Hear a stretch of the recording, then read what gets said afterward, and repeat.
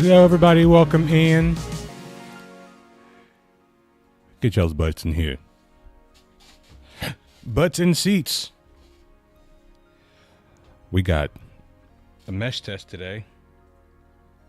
So a lot of pain is on the way.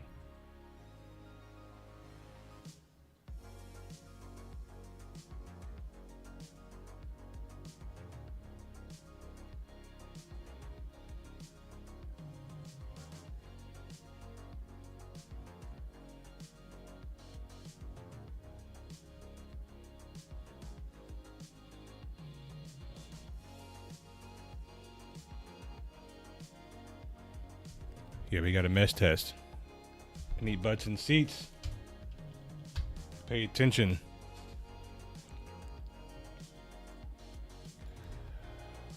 Let's make a character.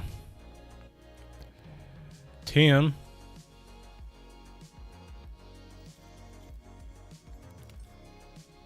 I want to be purple today.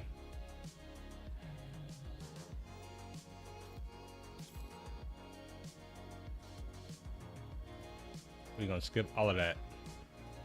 So it's just Stanton, no pyro, of course.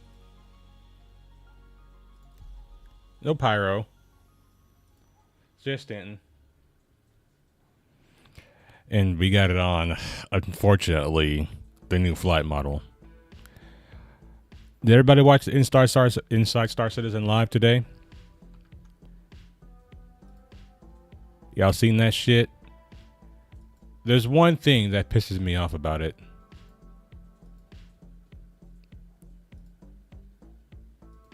Just one. And that is, you have to be in nav mode to see your fuel. I'm just like, shouldn't I always see that? How much fuel I have? The upcoming pyro system, right?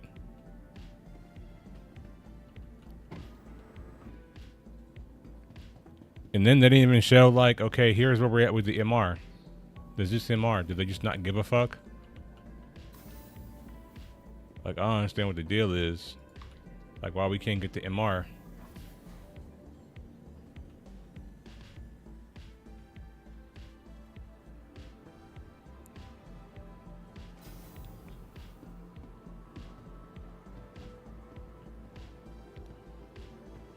I think it's because, like, people are mad that so many combat ships are coming out.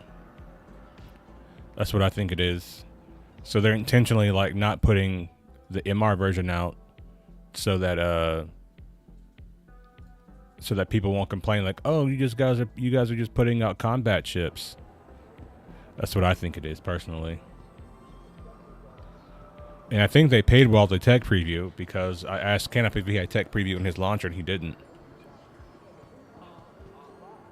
They're just hyping certain items to draw attention away from the real issues they are. And you should see, like, the comments, like, on Twitter and stuff. People are saying, like, why would I care if I have to fly it around in master modes? And I also saw that they're making some changes to, like, some ship and weapon loadouts. The Redeemer's getting nerfed heavily. The Redeemer's basically going from size 5 to size 4 weapons. This makes no fucking sense. The A2's getting a 3rd shield generator.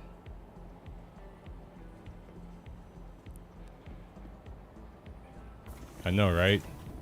And that's what I said. Like, this year at CitizenCon, it's going to have to be more than just pyro. Like, they're going to have to talk about, like, Magnus or Terra, because those are the other ones on the star map. So if we don't have any Magnus or Terra stuff at CitizenCon, it's going to be not good.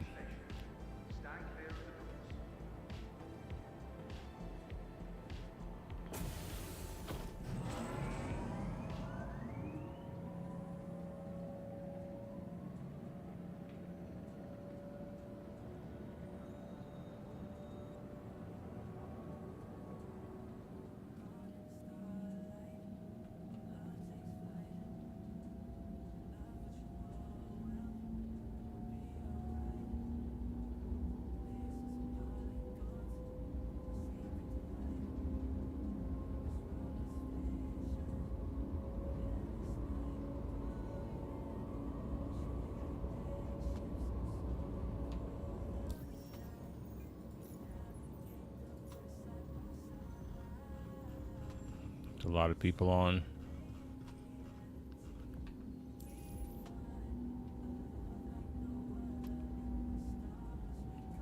I don't know if that's been a tracker page, which ends like in 2014.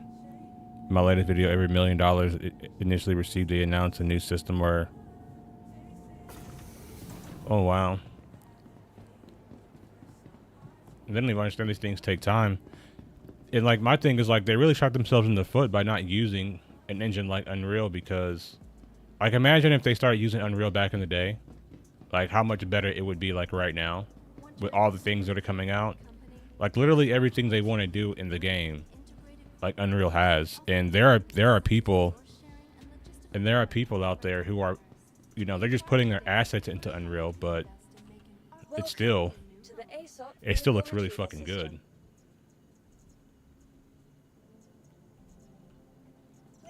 I didn't even get any weapons or anything.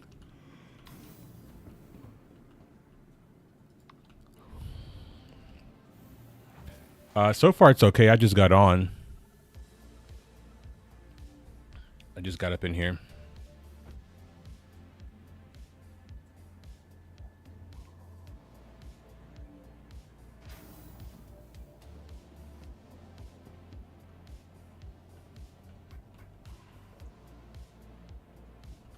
Welcome to the ASOP Vehicle Retrieval System.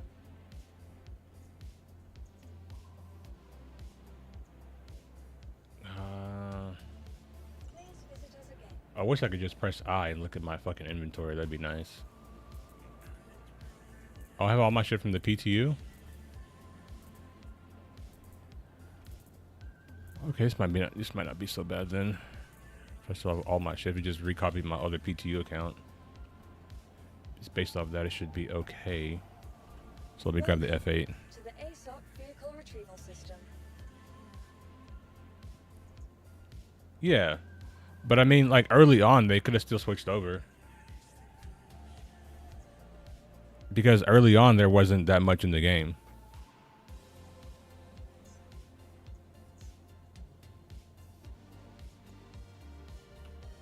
Please visit us again. Goodbye.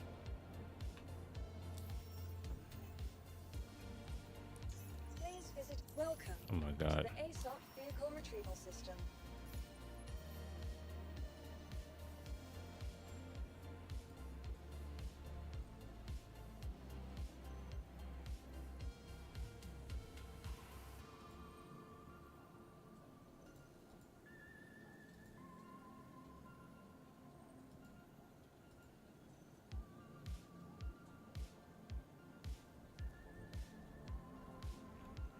I don't have the small cannons.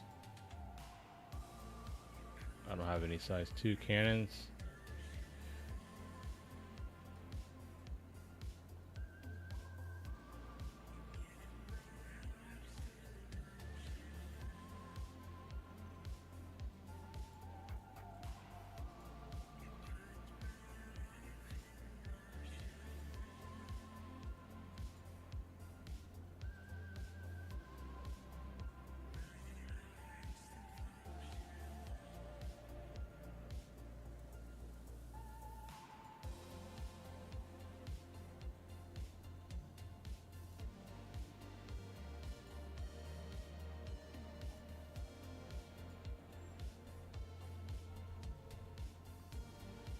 Not the best loadout.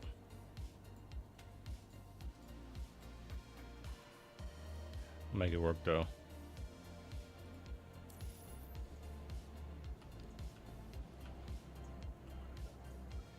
Amazon has good servers because they contract with the government, right? So it's not Amazon necessarily that's the issue, it's CIG's code. It's the code that's the issue.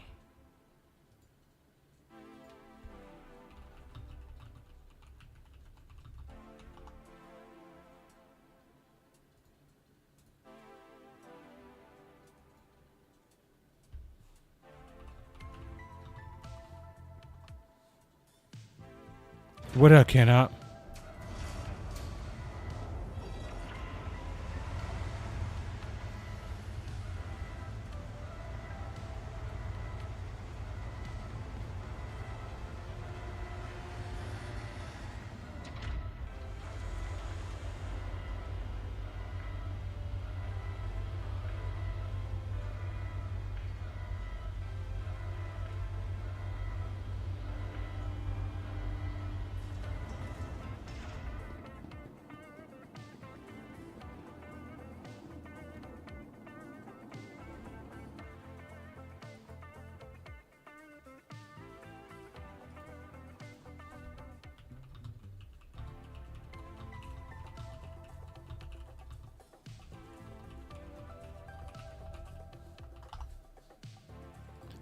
Carly in the building.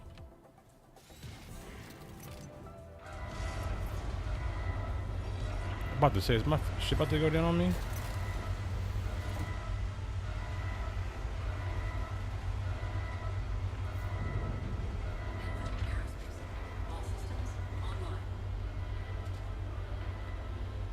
Yeah, unfortunately. You are clear to launch.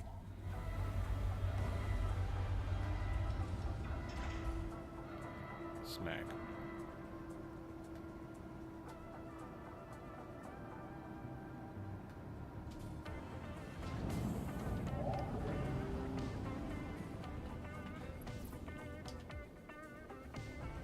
Landing gear raised. Thank you. And please visit again.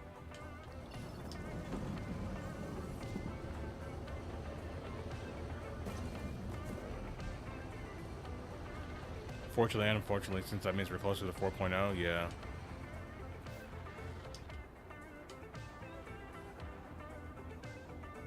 I still don't know if we're going to get 4.0 this year. Let's see if we can do some missions, because that's like the biggest thing, right? And missions don't work. Alright, so we have to go out and kill players then. These missions don't work. It's just PvP.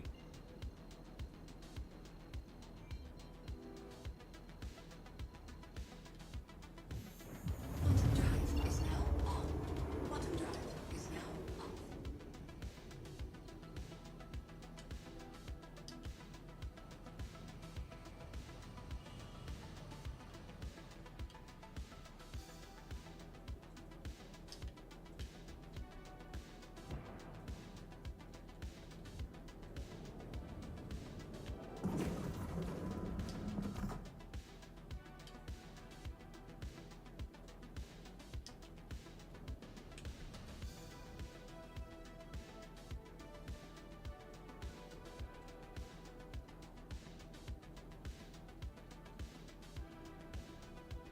Right, if he's landing, I'm not going to attack.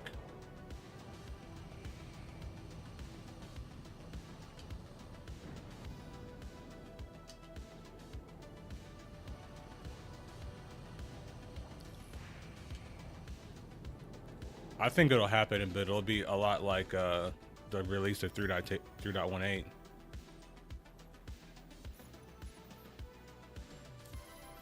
Alright, let's see if we can let's go to Crusader.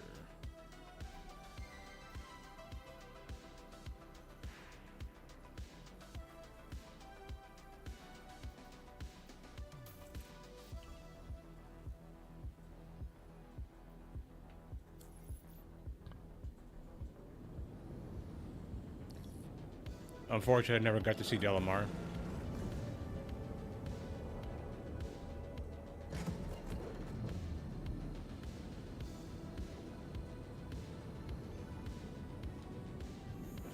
Quantum drive is now on.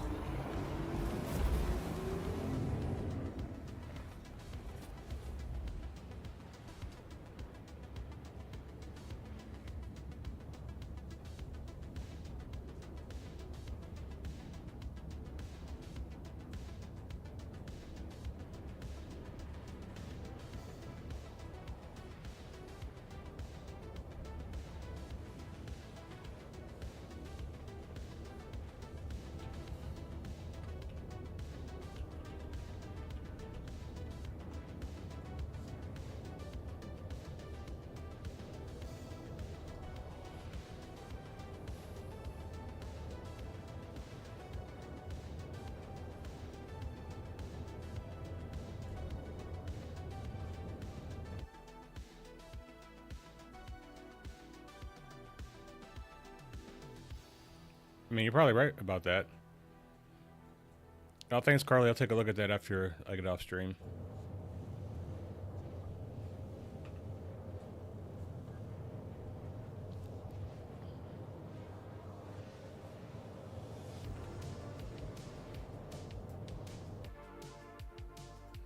Yeah, I downloaded the demo of it. I haven't played it yet.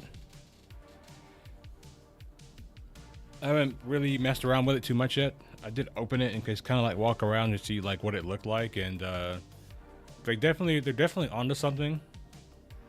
But again, it's just like they're gonna have to. I don't even know what I'm saying. They're gonna have to do something good with that game.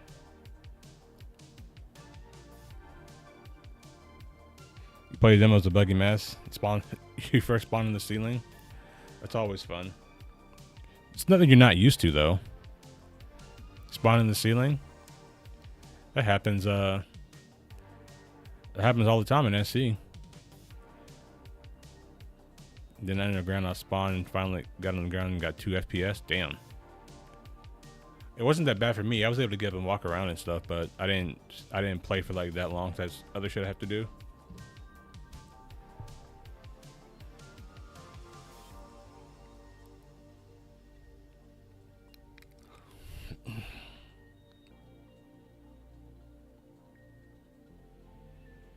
But wasn't the walls 144 FPS? Damn.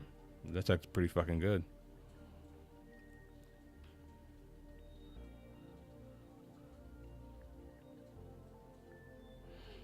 It is. I don't know if it's open to all backers or not because Kenneth didn't have it in his launcher.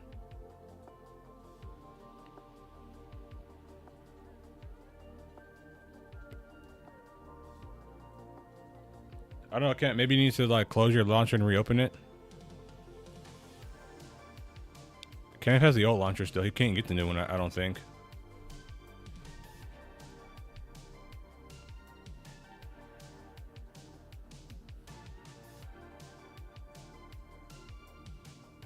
Oh, you fixed that? You might have to like close it, because I know sometimes like when the update comes out, I have to like close the launcher and like reopen it because it doesn't update right.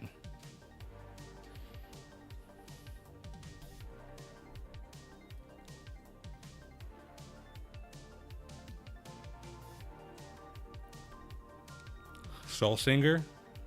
I don't even know what that is, to be honest. I saw like the information about it, but I think Solinger could be like an in-game, one of the arcade games. You know, like in Squadron 42, how you have like the arcades and stuff on the yeah, it's just a trademark. It could be anything, but I think it's a I think if I think it's anything, I think it's the in-game arcade games. That's what I think it is. It may be like their version of like Galaga or like Centipede or something, some shit like that. But because they can't license it or they're too cheap to license it, you know, they have to come up with their own in-game arcades that are similar to the games that we played in the 80s and 90s. I think it is a nothing burger. Squirrel. Squirrel. We're going to get kicked in 24 minutes so they can increase the cap again. It's currently at 500. It is what he said. That's a good possibility game in the game. Yeah. That's what I more than likely think it is. Like, there's nothing that,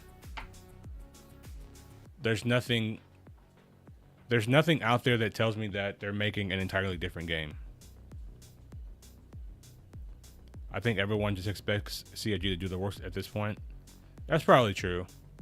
They don't have a very good reputation right now.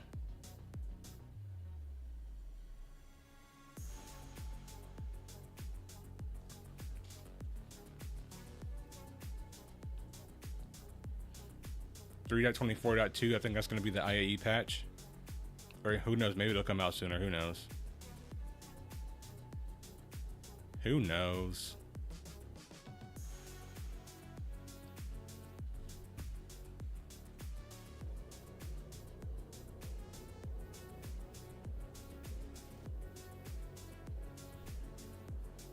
Yeah. I'm just disappointed that the MR's not coming out. I'm very disappointed.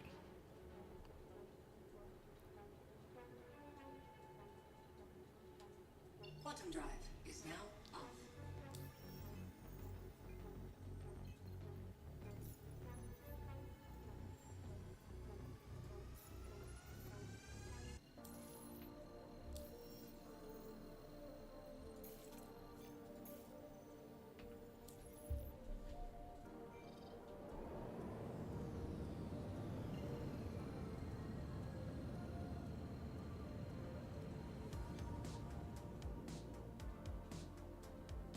You're gonna F the Corsair back? Corsair's like the best shuttle ship in the game right now, to be honest.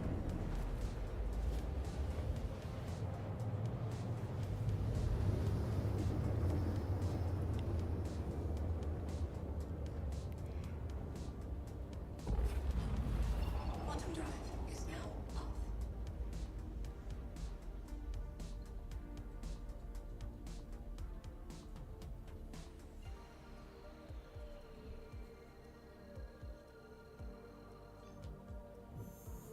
I mean, everything has become a ship sale now. Even like Jumptown was a ship sale.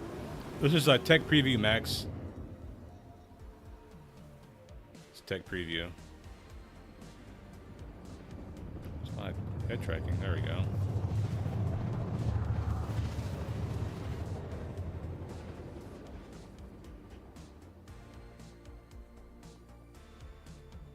Bro, I've been begging for a new F8 paint for a while now. It's weird they didn't do one. If they had, they probably would have made a bunch of money.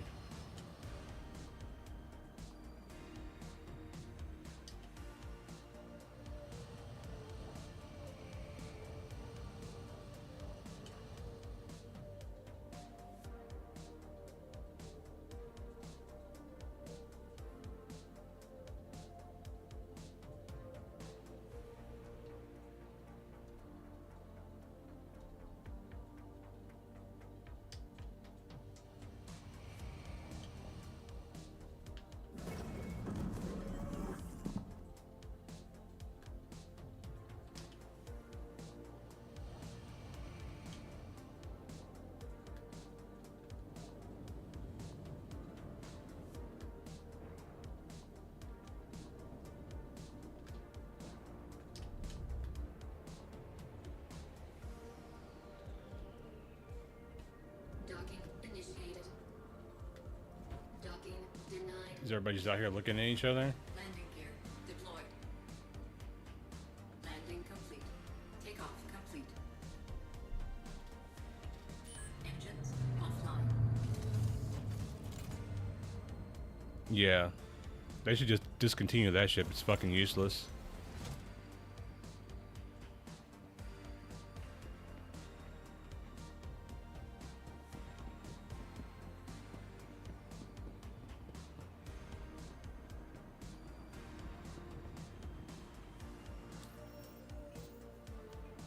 Hey, I'm not Buzzcut.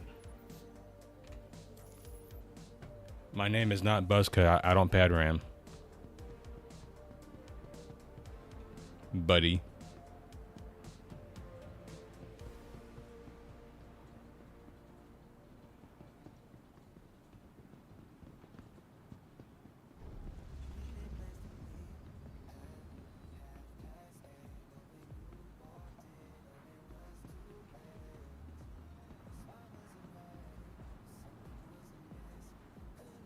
Maybe the tweaks are just to create more hype.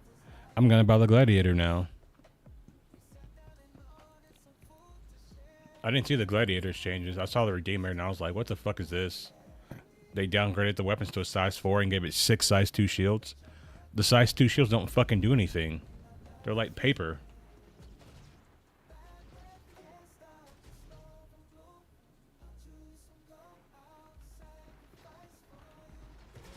Oh, he's targeting my ship.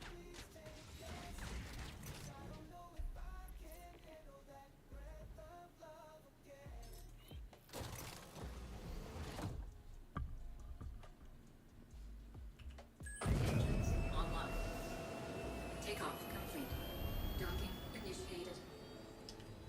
Docking denied. My game just crashed. And I'm probably gonna die.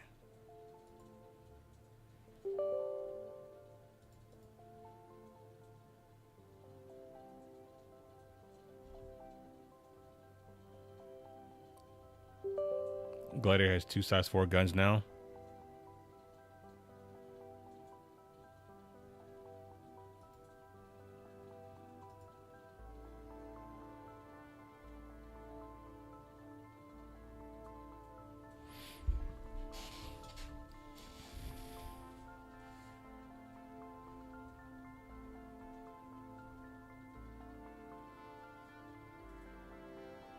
I can check. Unfortunately, I have that piece of garbage. Are these updates going to be in the tech review? Because I believe I may have a Gladiator in mind for some reason. Did everybody do the master mode survey feedback thing? Did you guys all do that?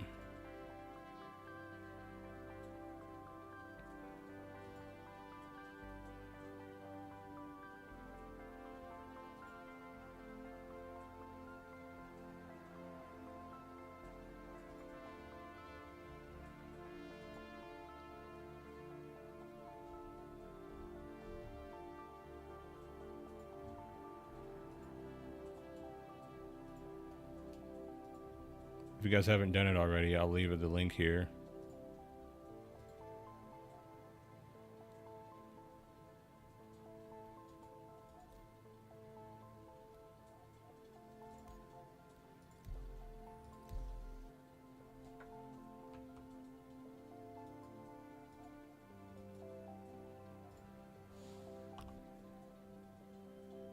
Give your feedback on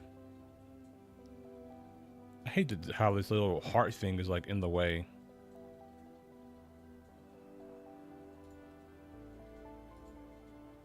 Pin, Jesus Christ. There we go.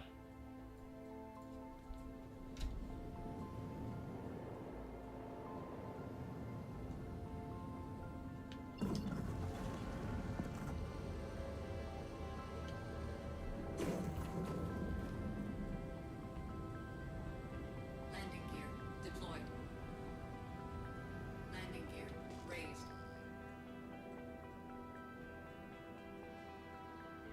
Bogey.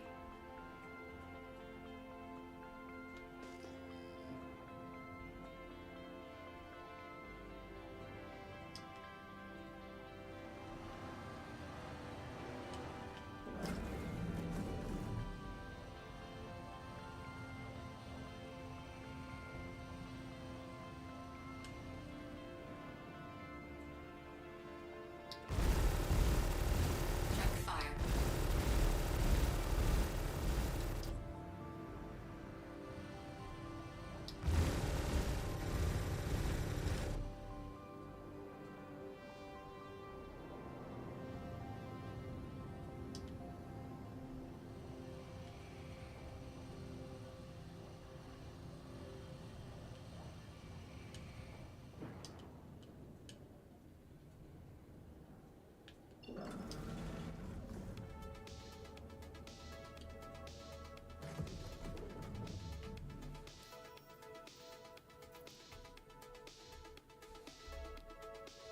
God, my game crashed again. Jesus fucking Christ.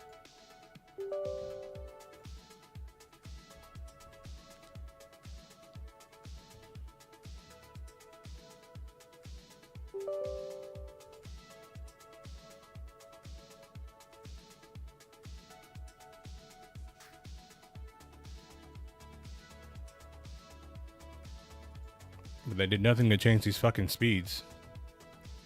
That's our biggest issue. Speeds are really, really bad. I'm just relaunching the game, guys.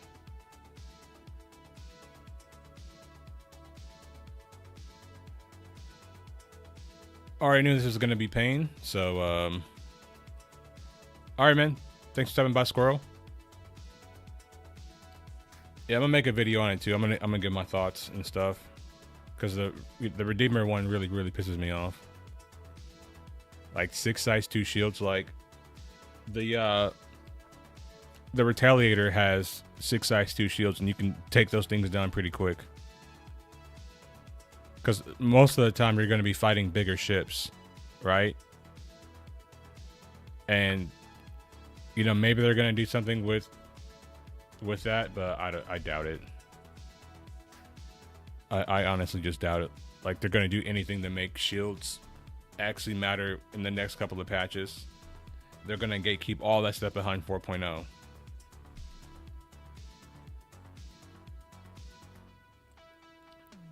People complained about the Redeemer not being good. Now they just made it even worse.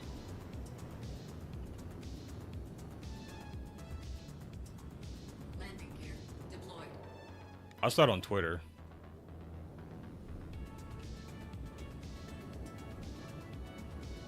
Landing gear raised.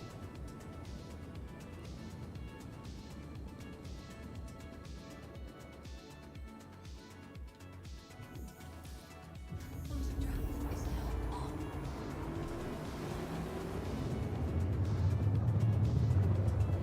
If they remove SEM nav and make you start out in nav and SEM guns and make a secondary mode, you wouldn't notice the speed as much. You should start in nav, not guns.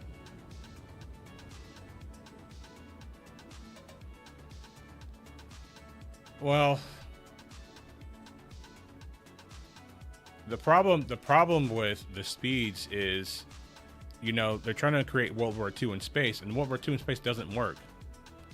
Like, there's nothing that you can do to convince me that World War II in space is functional, because it just isn't. Like, we have so much boost and so much thrust. Like, a World War II plane is not pulling 7 Gs of thrust. You know what I mean? So, like, yes, a World War II plane can get up to speed, but the amount of time that it takes for it to build its speed is a lot different from how we build our speeds. And then, like, World War II planes, they get most of their speed from doing dives. So we have a very different type of flight in space than we do in atmosphere. And when you're dealing with these rocket engines, they don't need oxygen. They're burning, you know, we have rocket engines that are basically burning hydrogen. You know, it's a very different kind of acceleration, right? And my biggest gripe with master modes is this right here. I just pulled over 65 Gs to decelerate into SCM mode and nothing happened to me. So my thing is, it's like, if backstrafing is really an issue, and really the only issue with backstrafing was people could just fly backwards and just shoot missiles and nothing happened to them, right? So here's my thing, like, if you're actually using the backward strafe for your engines, your ship just shouldn't go as fast if you're actually using that input. Now, I know there's ways to where you can fly your ship and then you can turn it around and create a reverse vector that has you flying backwards, right? But the game should detect that it's moving backwards and start slowing the ship down automatically, right?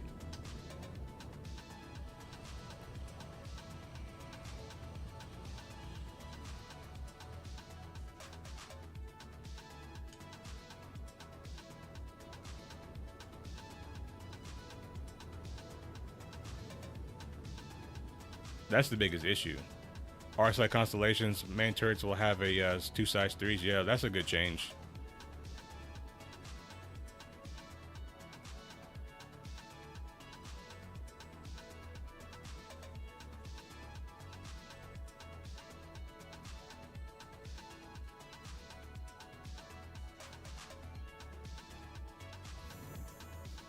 Quantum drive is now on.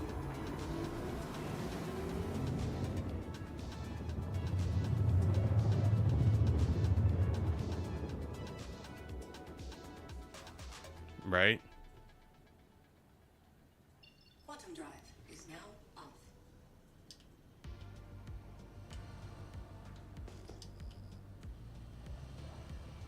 That means they'll probably release a new Constellation variant soon. Maybe. The Constellation needs a rework, though. It should get that wedge-shaped design that the Zeus has, but bigger. No, I get it, but that only matters to combat. A lot of complaint on master modes that people just want to go navigate the miners, cargoes, haulers. It's worse for them, though. You know, I would argue that master modes is worse for people.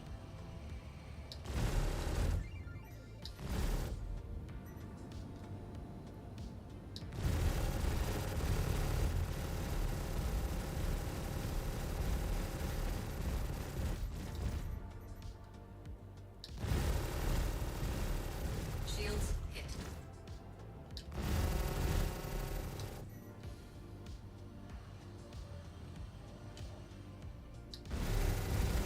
Target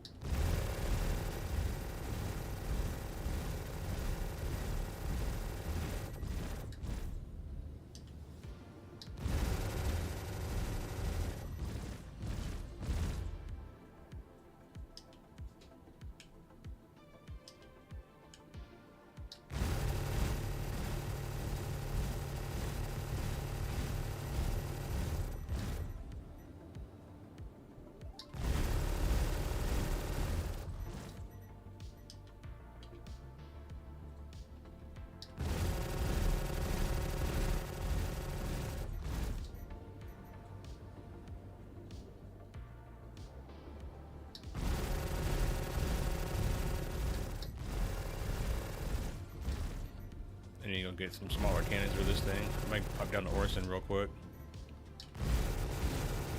And get the size 2 cannons. Target destroyed.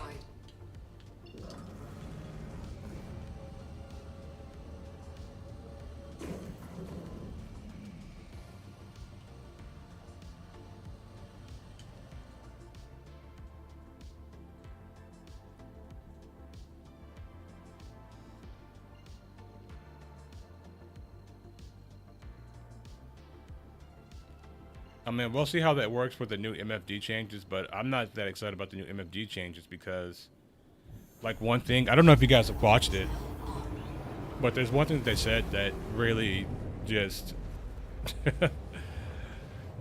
it really, like, just made no sense to me. Like, you have to be, like, in nav mode to see, like, your fuel. Quantum drive. And I'm just like, I hope they change that because that's pretty ridiculous. That I need to switch to nav mode to look at how much fuel I have left and play guessing games. Like, Is now on. if I can't make my fuel always on my HUD, then it's a useless change to me.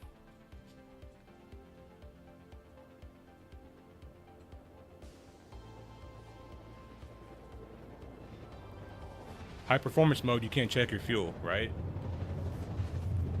Make it make sense.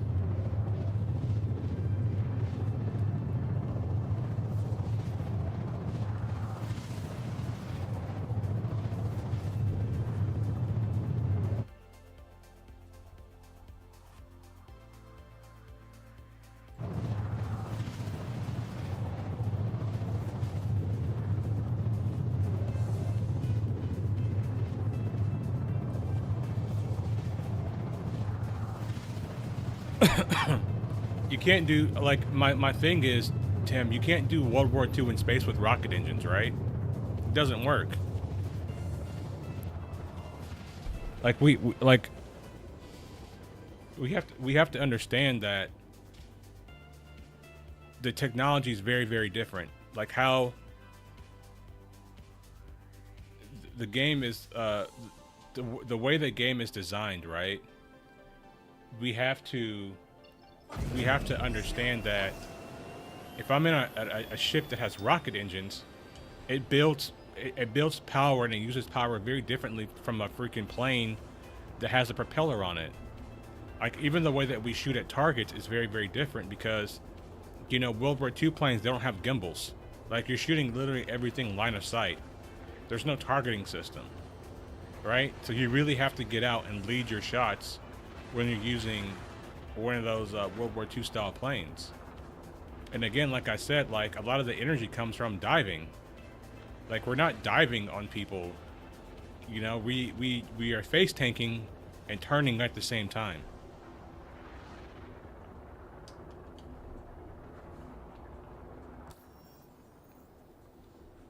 There's a decent amount of people on the server, looks like. This thing is not working, so I don't know how many people are actually on it, but it's a decent amount.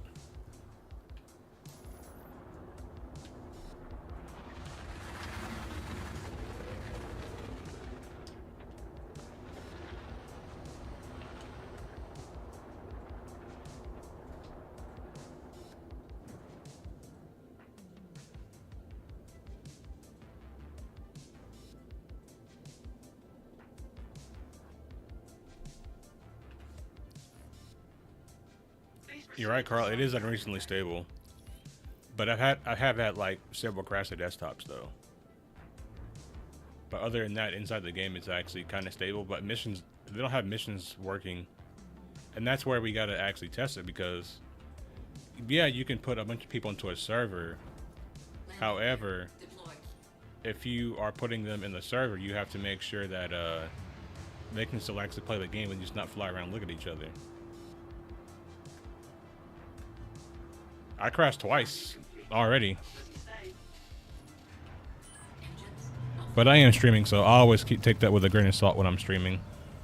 I have extra load on my computer versus most people that are testing this right now, right?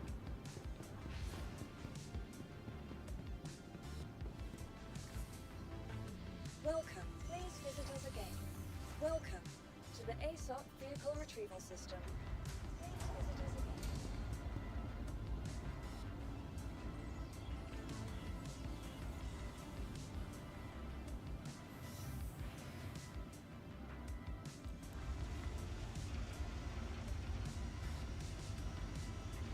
I don't know, maybe they'll have that on the crack and you can walk the plank.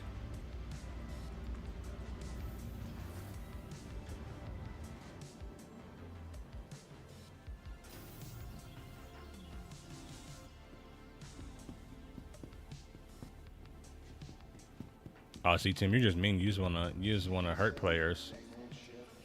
I do too, though. I don't blame you.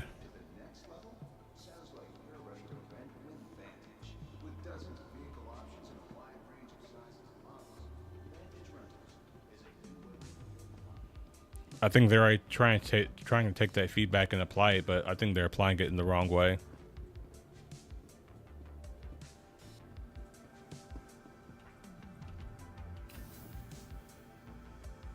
You're streaming and not getting a 30K? Well, I think now they would just get a server error, right? I don't think that it would actually 30K.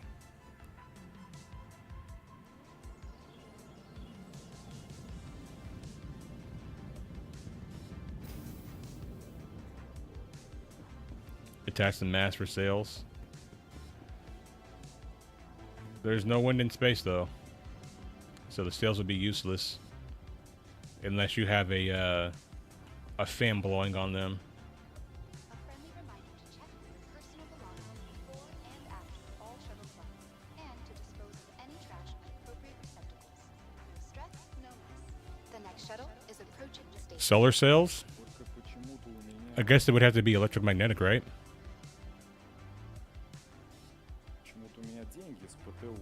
Last call for passengers. The shuttle is preparing to depart.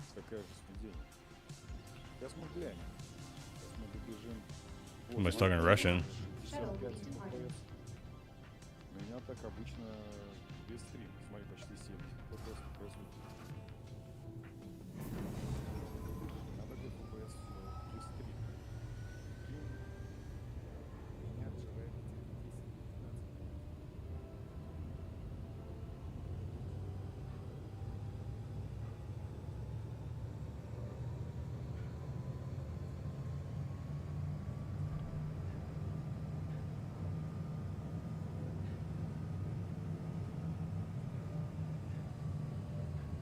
Oh, I should have went to the. I should have went to Cloud View. I should have went to the Crusader showroom.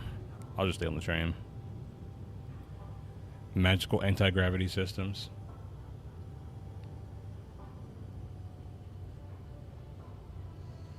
Anti-inertia. Approaching next I mean, you're not wrong, but This is your stop.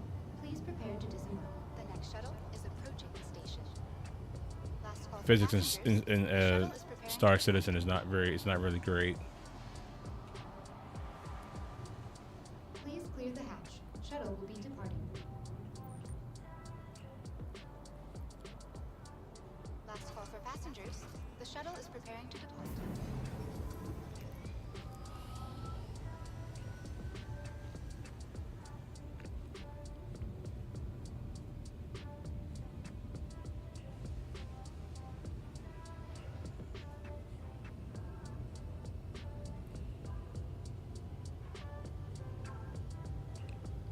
They're gonna take all that feedback and they're gonna make minimal changes and be like, see guys, we listen. But they're not gonna listen to the big thing. They're not gonna listen to the actual feedback about the geometry of combat and, you know, how the ships interact with each other. Exactly.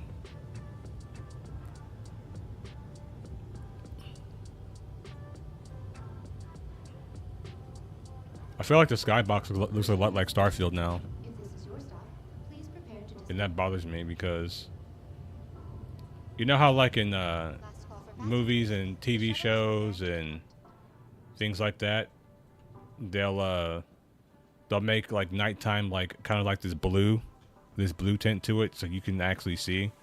That's what I feel like they're trying to do with Star Citizen. They want to make nighttime not actually nighttime. but it just makes everything look weird.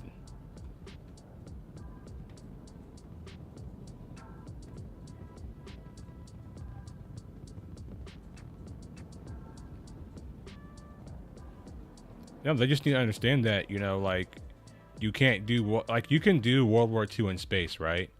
But you can't do World War II in space with 6 degrees of freedom. You would have to limit it to only 3.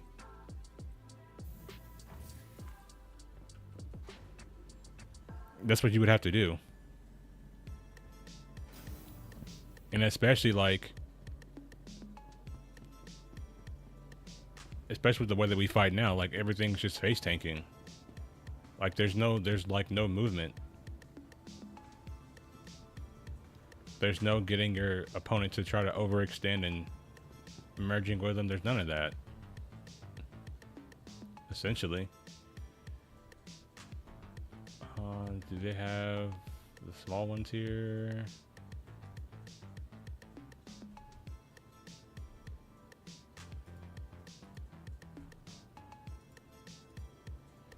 I might have to go over there. The smallest ones they have here are 3s. I may have to check Cousin Crows for the size 2s.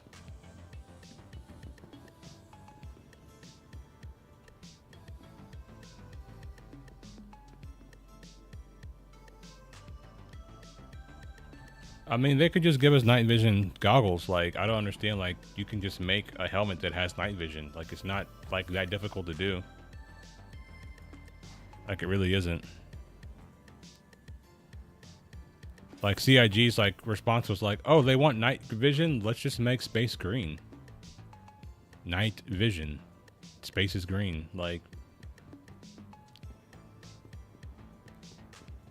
they solved something that wasn't really an issue.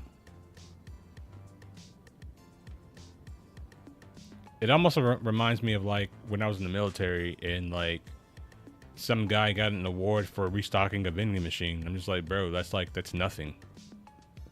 Like, why are you getting an award? No.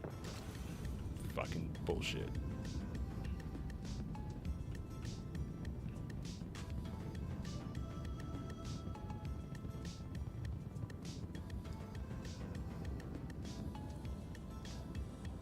But yeah, instead of them doing that, they just, you know, like, oh, we'll just make space green and then we don't have to worry about night vision because now you can see everything.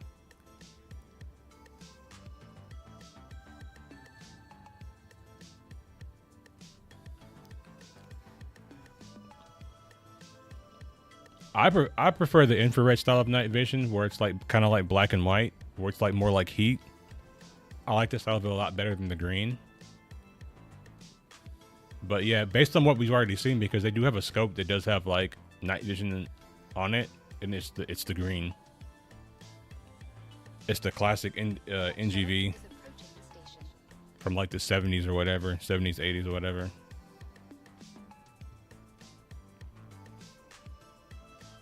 Last call for passengers. The shuttle is preparing to depart. Excuse me, sir. Don't you go up. Please clear the hatch. Shuttle will be departing. That motherfucker sound like a motherfucking dead frog. Sound like a motherfucking what? A dead frog. You're a mother. Yeah, your voice changer sucks, bro. And your voice.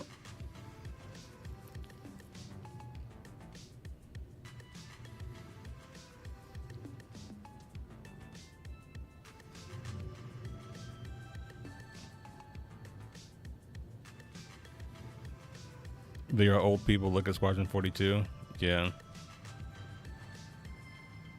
I also think like CR may be a little bit out of touch with the times, because it's like weird. Like he wants to make like this 80s like space fantasy, but with World War II planes, but with futuristic technology, and it's just like, well, pick one.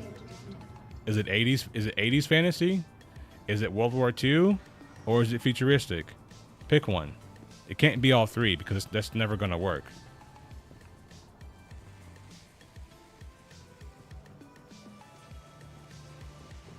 It makes me laugh. People think the Zeus is in the tech preview. Oh yeah. Nah. The Zeus is not up in here. This is nowhere to be found.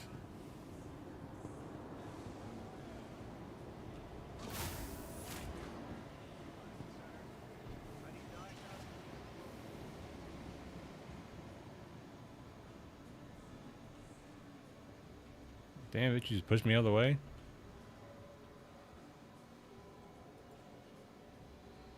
Mindless company policy that all workers must do a full equipment check at the start of their shift, every shift. Crusader cares about your safety.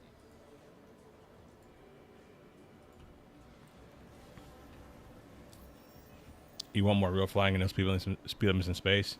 The problem with that is that people don't know how to fly their ships. And you can't rely on CIG to try to explain it either. Like, they can't be bothered to explain it. It's too much work.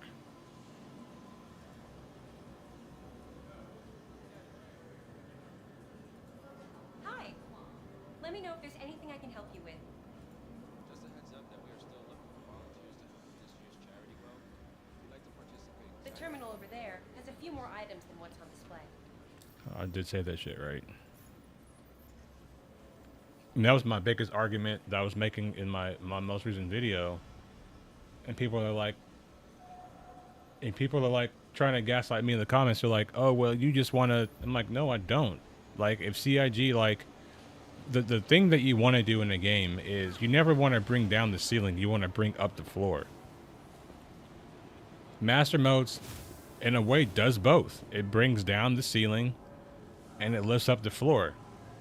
But if they had only explained the previous flight model, tricording, futuristic flight, you know, through gameplay, and tell people like, okay, this is how you do this is how you do this, and people have a basic understanding, that brings the floor up so that players are not going to just get ganked if they're out doing, you know, NPC mission, because they understand. There goes another crashed desktop. Players are going to understand, you know, players are going to actually understand the basics of flight and combat. So there's no need to bring the ceiling down if players understand the basics. And if players want to go on and understand the deeper nuances of tricording and that stuff, then great. And if they don't, also great. I seen the memory leak happen as you approach the tram. Yeah. I can tell when my game's gonna crash, Uncle. What's up, Unc?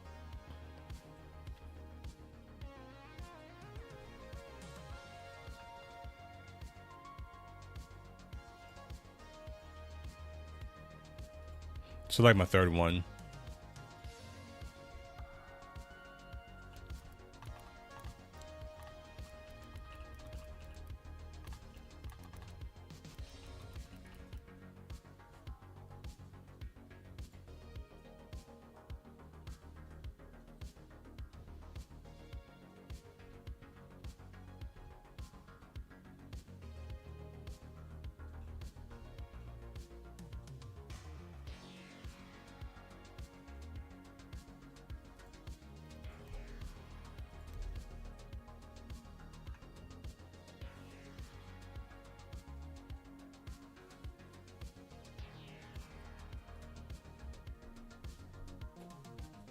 I can tell when it's going back to a hit launch game.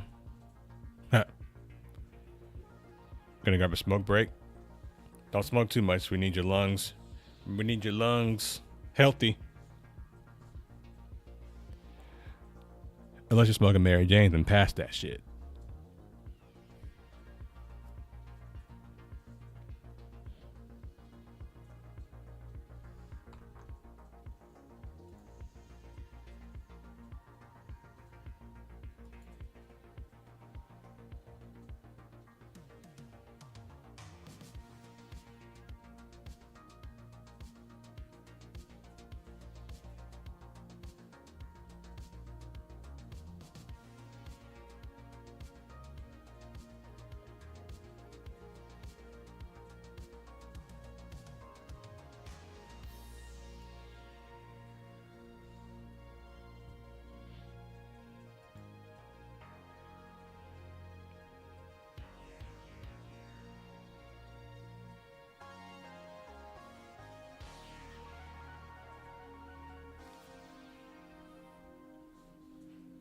I wonder what's causing the memory leak.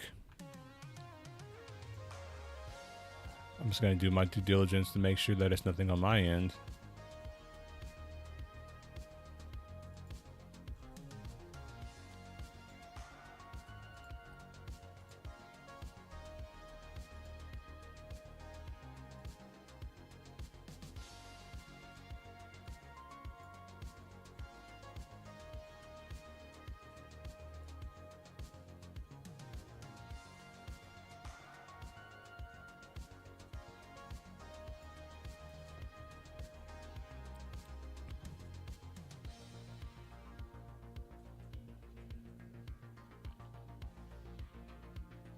Anything else with ghosting of opening doors to elevators? Also, did you read the mesh of the day?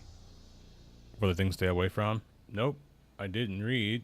And it looks... looks like I'm just... I don't know where I am.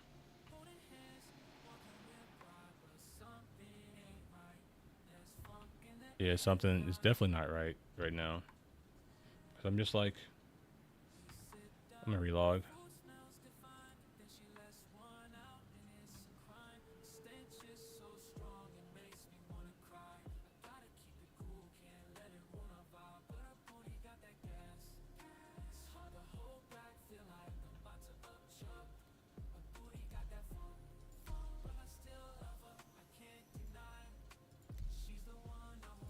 Uh-oh.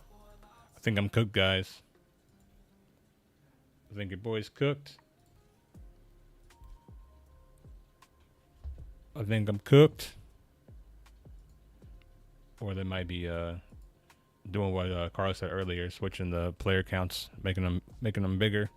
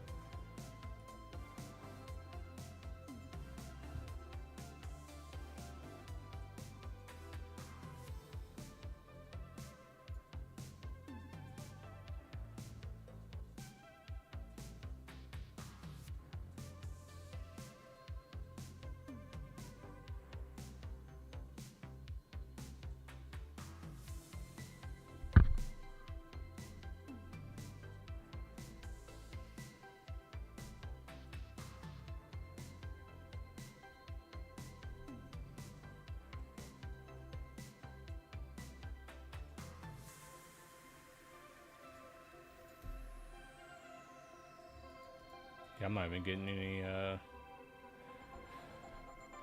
I'm not getting any of that stuff.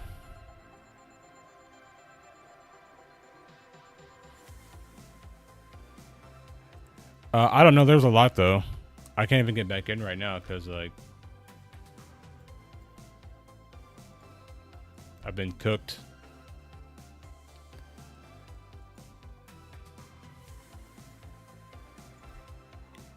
Too many crashed desktops.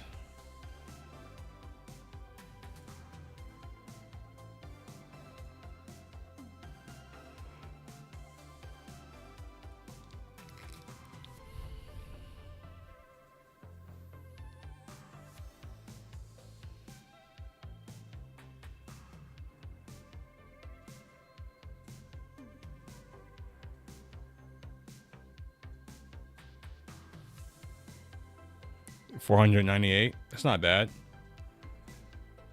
But my biggest thing is I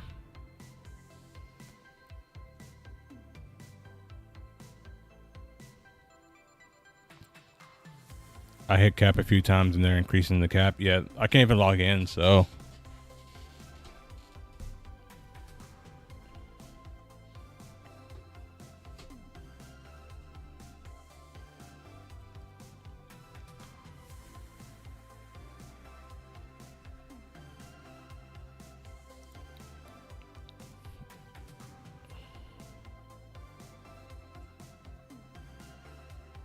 I have a link to all that stuff on my Discord.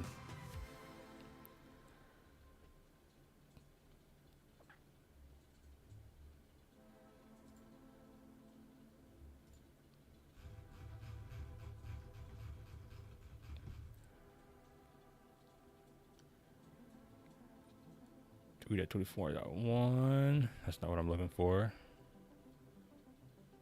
That's what I'm looking for.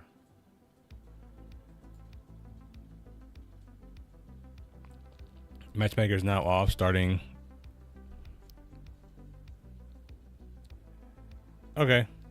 Well, I guess what we can do now is like, since there's nothing else to do. Well, that restream text is in the way. Yeah. I think what we'll do now is we'll simply just go into like a little react. Just kind of give my thoughts on the latest ISC episode. So give me 1 second while I get this set up.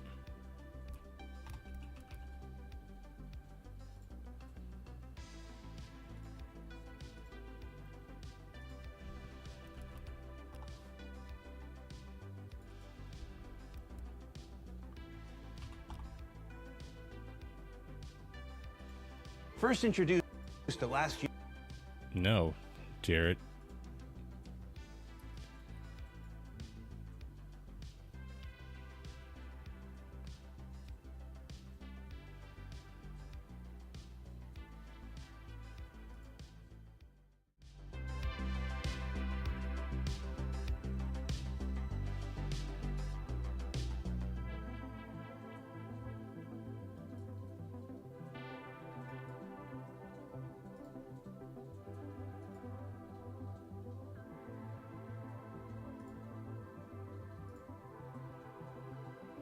All right, we got ISC open right here.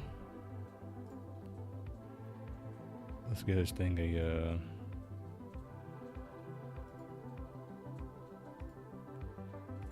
pause his music. Year CitizenCon, the RSI Zeus is steadily working its way through the ship pipeline to its intended release. And on this week's show, we'll take a look at 2 of its variants, as well as the new MFD rework that you've seen glimpses of here and there. It's a multifunctional show. Let's get to it.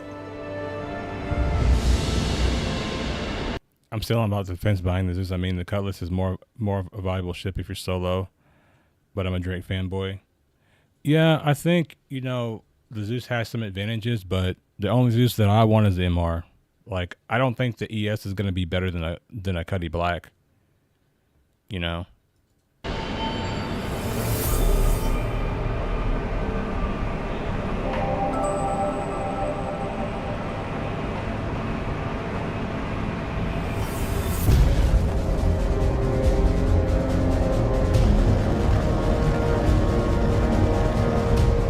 The RSI Zeus Mark II is a reimagining of the original RSI Zeus.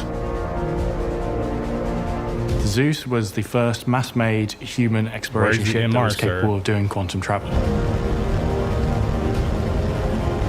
We didn't want to just make the Zeus again. We wanted to kind of pay homage to what made the Zeus important, what made it iconic back then. We wanted to kind of give that an update and kind of bring it up to modern day visuals and you know, make sure it really feels RSI. It's RSI style, but we feel it's almost a improvement upon the style. It's sort of an evolution of the style. And so players will appreciate the consistency with other RSI ships, but you can see the technological advancement of RSI.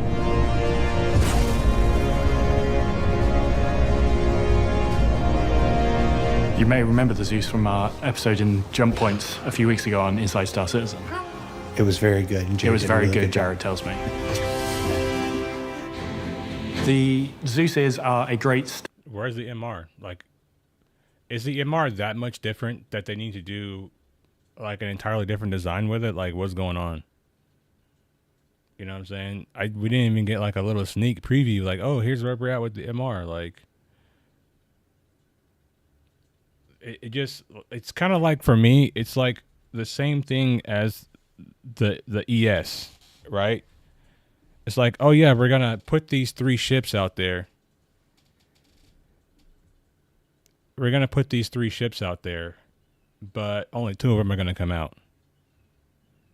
You know, stepping stone ship. So you've got your starter ship originally.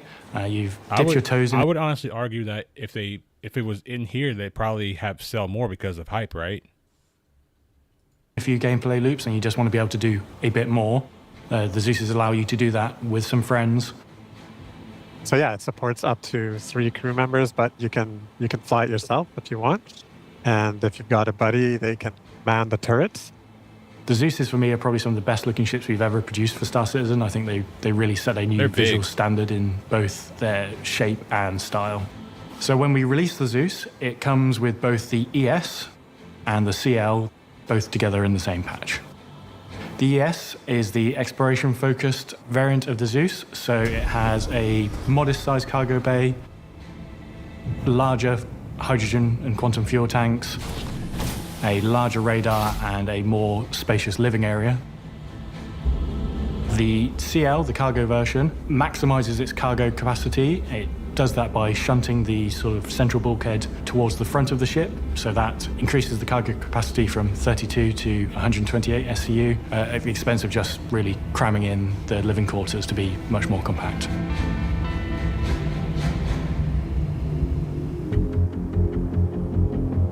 The exterior of the Zeus ES has got that very kind of iconic RSI arrowhead shape. We tried to stick to what was like the homage that the concept made of the first Zeus. It keeps the kind of central fuselage. You've got this big kind of central mass with these lovely kind of quite fast and aggressive looking wings. And they kind of just help to make it feel quite aggressive and quite sharp. But, you know, I was at least expecting like, you know, something to tell us like, oh, here's that, you know, it's in its final stage of gray box or whatever, you know? Which I think builds on what RSI as a brand are kind of really about. The big details on the flat surfaces, the mix of materials, I think is very well balanced. I'm still a massive fan of the underside. Undersides of our ships sometimes get a little bit underlooked or overlooked. Yeah, but I think the underside, the belly, originally the plan was for it to be kind of completely smooth and completely all one surface, but as we started to work it up, the artists that were working on it were kind of like, oh yeah, can we add a little bit of recesses, can we add a little bit of relief into this shape just to kind of help build on the believability, and I think it was a real success. It does have a smaller profile from the front, but for me, it's kind of like the same issue with the Saber Firebird, where it's like it's very flat in the front, very small profile in the front, but like once you get on top of it or underneath it, there's a lot of area to be hit, you know. So weaponry wise, across all of them, the pilot has access to twin size 4 guns. Enemy down. And the side seats have access to the remote turrets. God, the frame rates there were bad. Enemy down. And the side seats have access to the remote turrets.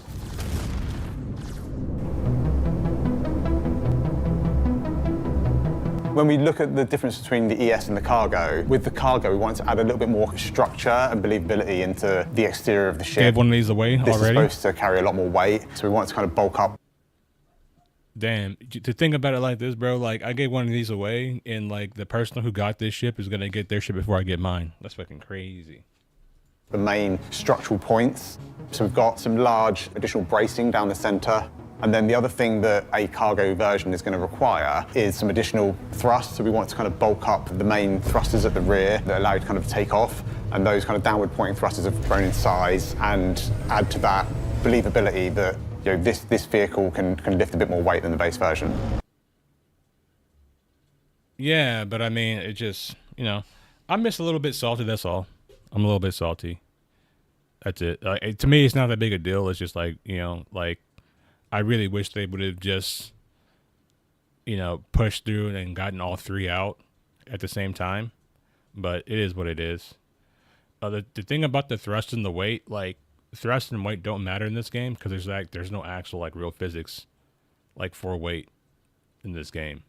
Like, for me and what I've seen, they're just, like, arbitrary numbers that they just put. Because, you know, with the Peregrine, they said that they cut out a lot of weight for weight savings, but it's still heavier than the Raven. So to me, like when they say, oh, we did this for weight, like it doesn't matter because mass doesn't matter in this game.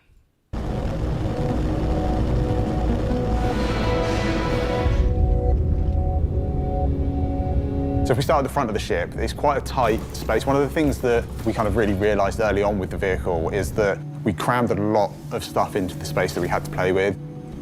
So the cockpit is quite tight. You've got a nice kind of 3-person cockpit up the front.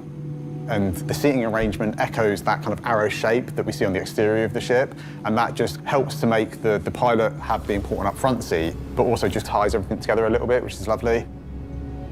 As we go back through the ship, we go into the airlock and the engineering area. This area changed quite a bit during the vehicle's development. We actually opened this space up a little bit. We took out one of the bulkheads. One of the things we realized as we kind of got into production was that there was maybe a few too many doors. This really was the ideal place to kind of remove one of those and open that area up a little bit. So we've got this engineering section that has the kind of main docking collar and also has the ladder exit. So we've got our kind of 2 front exits on the vehicle.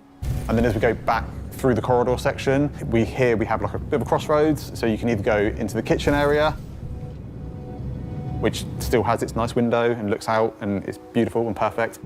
Or on the right, we've got the habitation area where we've got 3 beds, Here's 1,000 doors to get to the cockpit. toilet. Yeah, then you can take some doors out. Crusader Industries, we have the doors. That should be their slogan. Nice little seating area, lockers, and everything you need really in terms of a hab. Get out, get out, get out. And then as we go into the back of the ship, that's really where we get to our larger ship components and our cargo area. With the cargo version, the Clipper, there's obviously a lot more space dedicated to cargo compared to the base version. To achieve that, what we've had to do is adjust some of the kind of like the rear layout of the ships. We had to rearrange the components so that they're closer up to the doorway, and we had to move the weapon locker from the corridor into the actual cargo holds, so there was a lot of rearranging. But what that does buy us is enough space to fit the kind of extra cargo in. We've also had to sacrifice some of the kitchen area. In the habitation, you lose the sofa. I mean, but the kitchen is like useless, so I don't understand like why that's an actual thing. Because like most of what we bring is like gonna be in your backpack anyway, so I don't understand the need for a kitchen. Like we can't cook anything. It's like wasted space, in my opinion. And the nice seating area, but on the positive, we get much more cargo space, which for kind of a dedicated cargo ship is the most important thing. You'll notice that on the floor, there'll be blue trimming exactly where the player can place cargo. It'll be a lot easier for the player to know where you can access the components versus where you can place cargo on the sides. I just put them in a box and just keep them near the,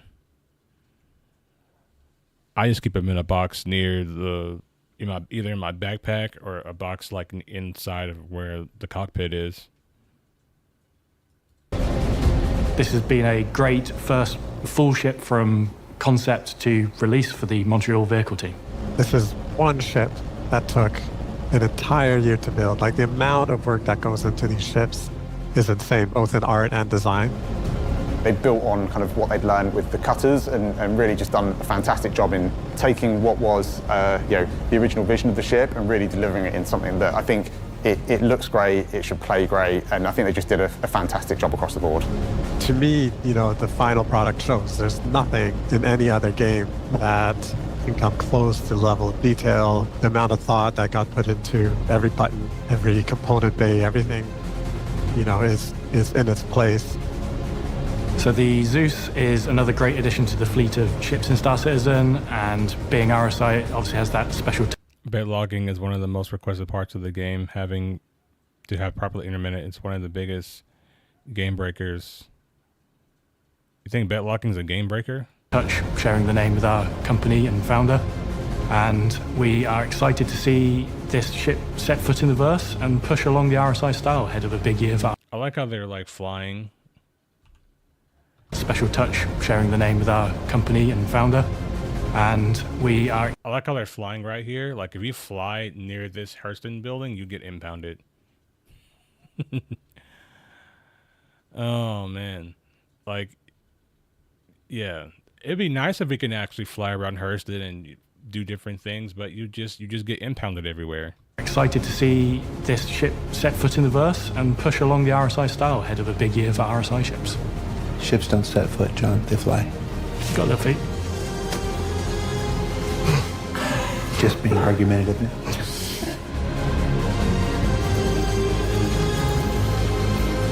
You can't fly under it anymore.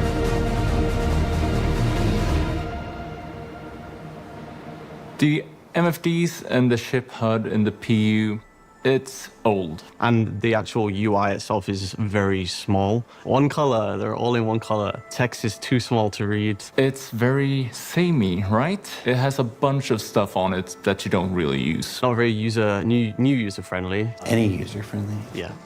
Any user-friendly. It was good for its time. It did the job. It got us where we are today. But it's time. Yeah, it does. Time for something new, and that's what we're going to talk about. The reason why we're doing this now is because we had a lot of time during the development of Squadron to create an expandable and a more robust system for MFDs. We have a bunch of super nice MFDs ready for Squadron, and now we're moving them over to Star Citizen. It's also really good to bring it over now because we've got the new resource network system, so we need to have the MFDs here to support that new gameplay. Initial release, there'll be 5 visual... That reminds me of the power management thing from Starfield. ...styles to the MFDs and the HUDs. There's Aegis. It's very militaristic, and it's very sleek. Anvil is great. I love the green color of Anvil. It feels a lot more like an F-16 cockpit. Drake is my favorite. It's retro and Blade Runner and CRTs. There's Argo.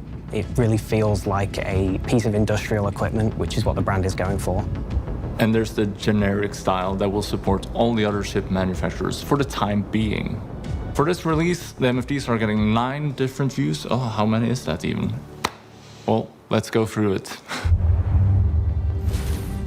We'll start with self-status. Self-status includes all of the critical information about your ship dependent on your current operator mode. So you'll have your ammo numbers in guns mode, you'll have your missile... Honestly, they've clearly demonstrated at this point that they cannot modify the game much, as it seems to be beyond their abilities. I wouldn't ever expect any significant MFD changes. Hopefully you don't have random call with these MFDs, yeah. I don't like it because this right here, to me, this part of it just seems like very noisy. And like, I don't know, I prefer like the classic, you know what I mean? Like vertical, like you have your speed indicator on one side and you have your altimeter on the other side. Arming in missile mode and your fuel readouts in... Hold on, that looks very different. Is this the F8? This is an entirely new cockpit for the F8.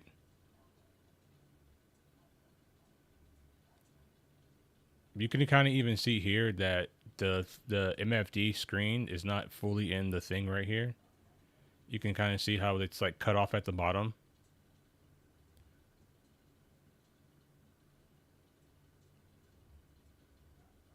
You know what I mean? Like you can clearly kind of see that it's cut off here. These 2 top ones, but I think these look different.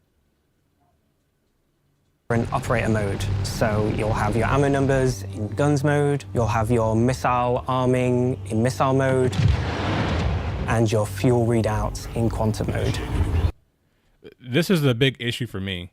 It's like, why are you taking fuel readouts from the modes? Like, I should be able to see my fuel while I'm in combat. That's an important thing to do, so I know like how much fuel I'm actually burning in a fight. Like you don't want to, because like some of these ships like a Cutlass, the Mantis, and I think there's a couple of other ships that are not really great on their hydrogen fuel usage. So you're always gonna want to see, you know, your fuel levels, no matter what mode you're in. And the fact that they're taking that away from SCM mode, it just seems like another dumbass change. Like it's just stupid. Like I can't see like any logical reason why you wouldn't want these on your you know what I'm saying, on your HUD. Like these should always just be up here, like no matter what. Like, why do I have to go to a screen to see this?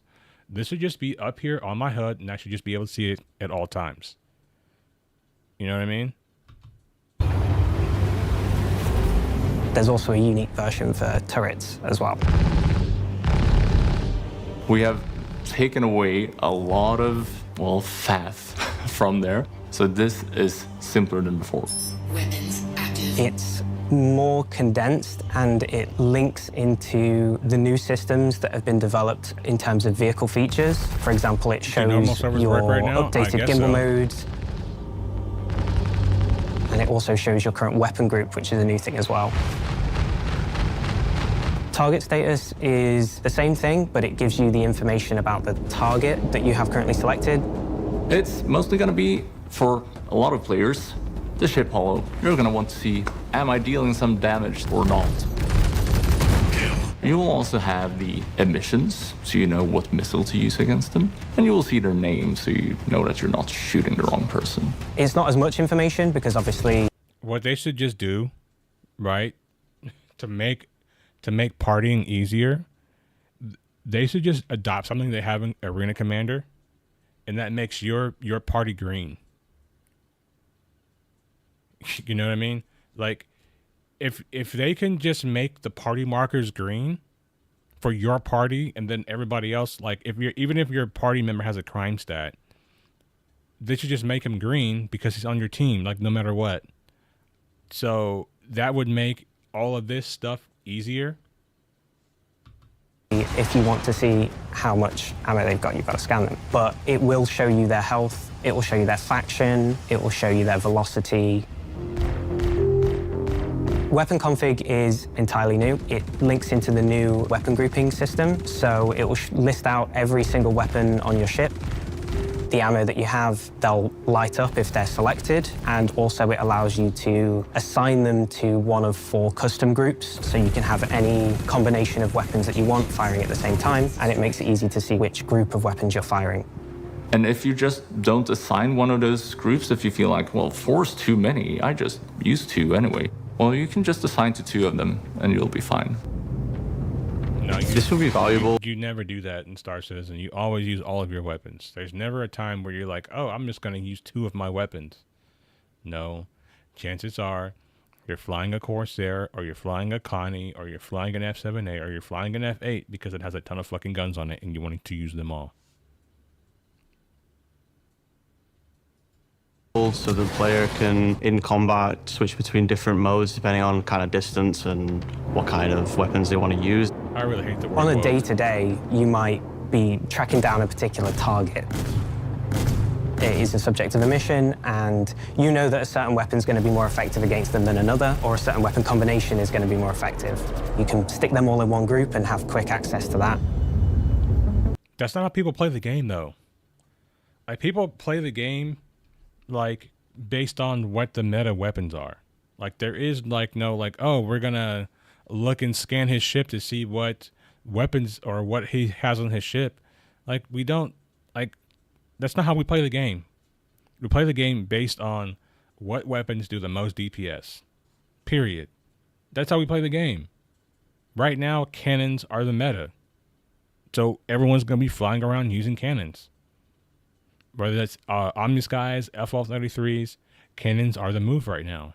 So we're not, everything they're saying right now, like, that's not what we do. It tells me that these people don't play the game very often.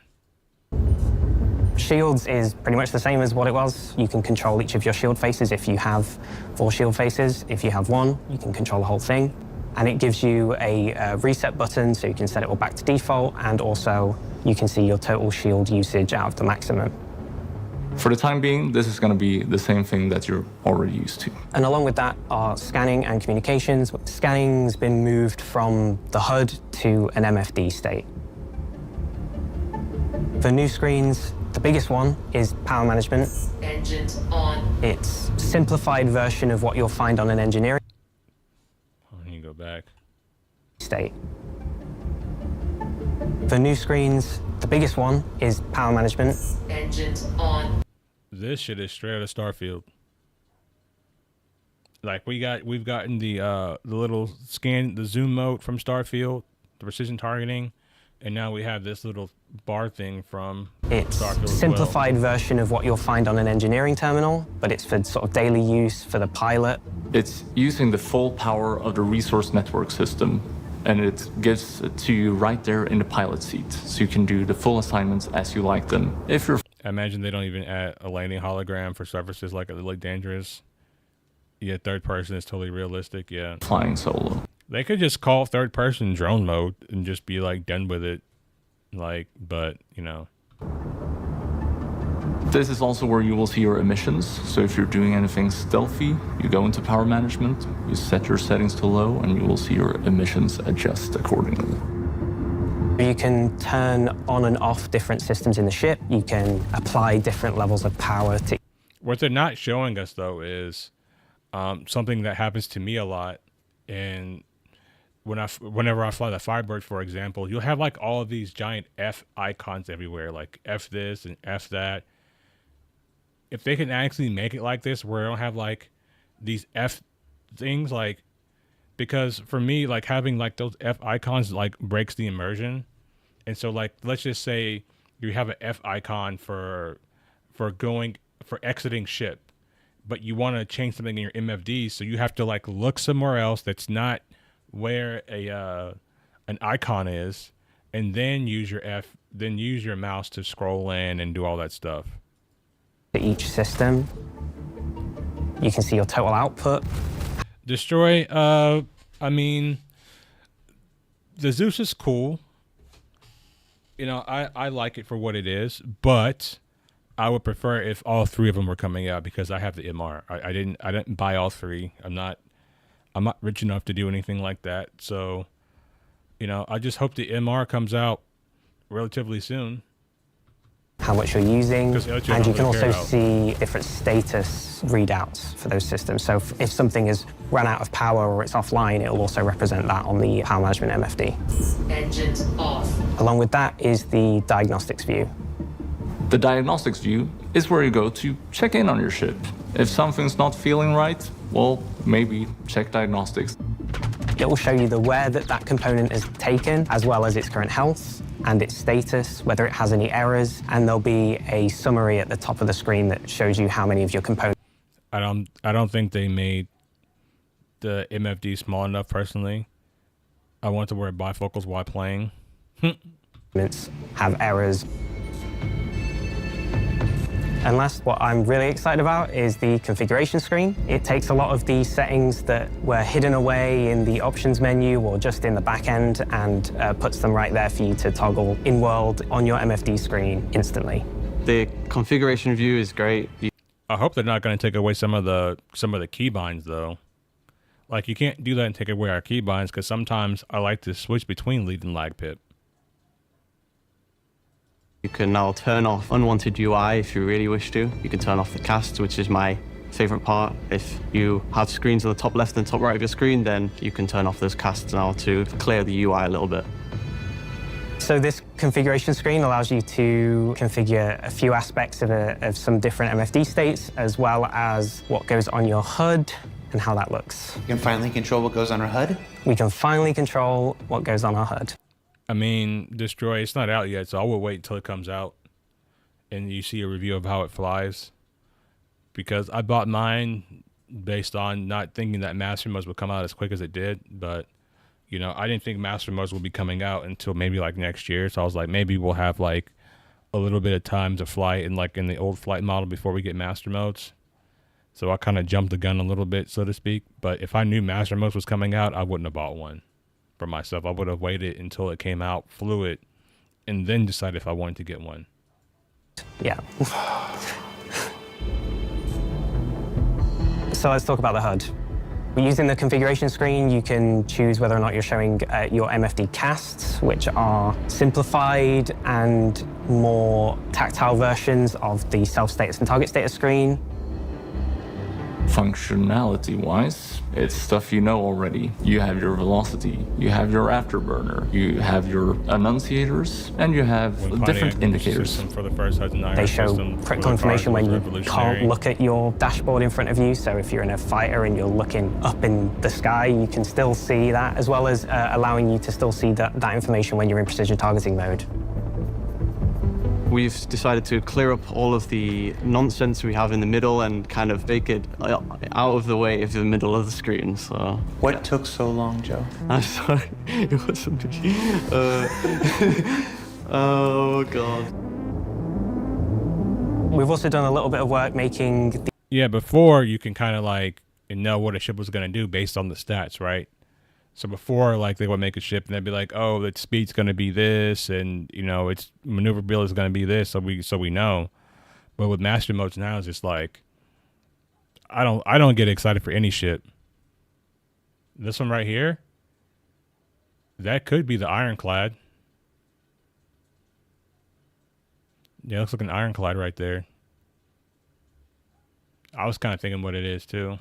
The radar and the HUD feel more... No, that's a Caterpillar. Diegetic and making it look like it actually exists in the cockpit with grounding effects and emission rate origin points as well.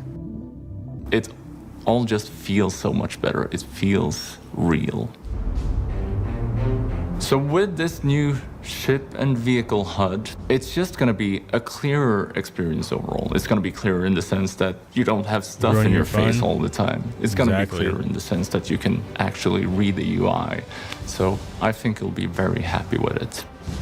It's going to be such a nice thing to just be out in space and be able to see space, right?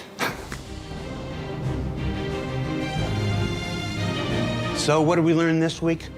Well, we learned that the Zeus is the first ship made by the newly established Montreal vehicle team, that the MFD rework is an exciting and easily usable and customizable upgrade to what we've had before, and that it plugs nicely into the upcoming resource network and engineering work scheduled for Alpha 4.0, which will, of course, we'll be showcasing next week. For Inside Star Citizen, I'm Jared Huckabee. Thanks for letting us share the people and process of game development with you, and we'll see you all here next week.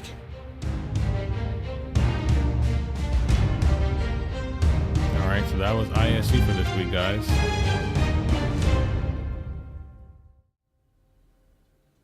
Alright, we're back here. How'd you guys like the little, how'd you guys like the reaction screen? Something I came up with.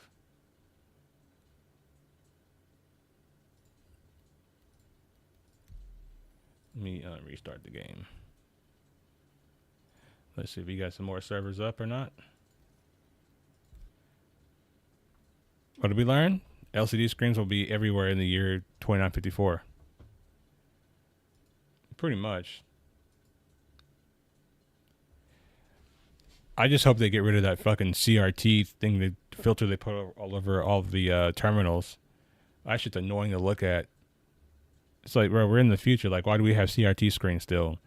And that goes into like what I was saying earlier. It's just like, it feels like Chris is trying to make 3 different games at the same time. He wants a World War II dogfighting game that's an 80s sci-fi film that's set 900 years in the future, and none of that stuff works well together. Like, you've got to pick one and just stick with it. You know?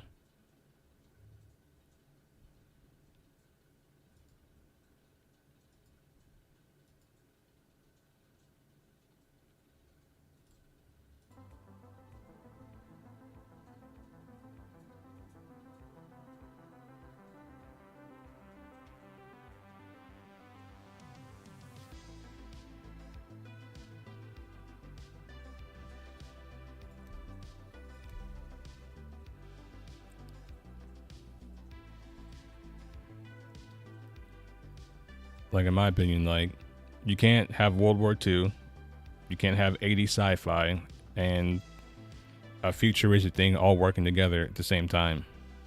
Those are 3 very different things.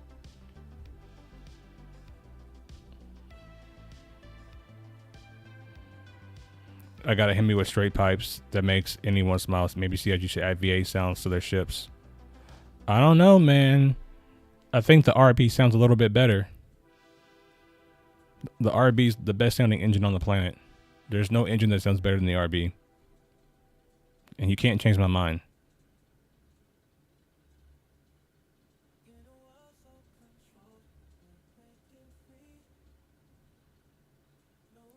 Blaze. What we learned today? We learned the Pyro system is still upcoming for Alpha 4.0. And you guys should go to the pledge store right now, spend your entire paycheck, and buy every single ship that you can to fund this project and to keep our doors open. I've been your host, Jared Huckabee, and thank you for watching Inside Star Citizen.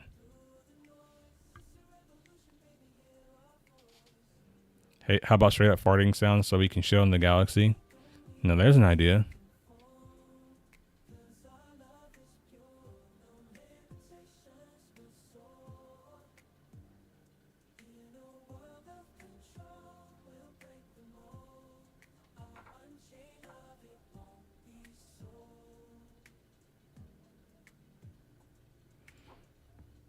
Now I think we're starting to have the problems. Going to be on 500 because it's taking me a long time to load in now.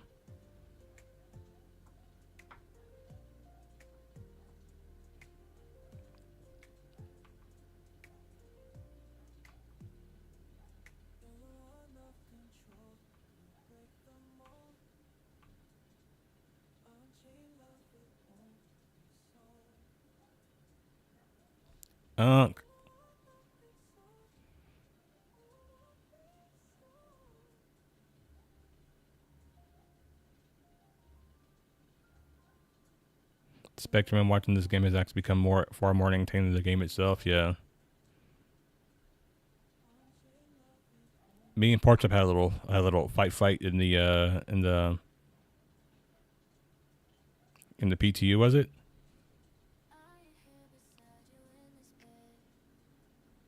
Destroy the like button.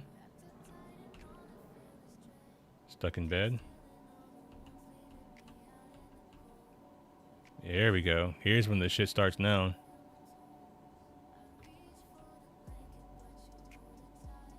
We're all stuck in bed.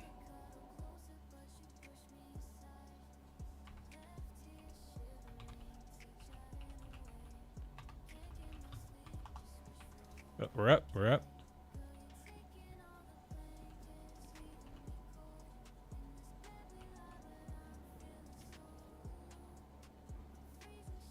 Five frames fight.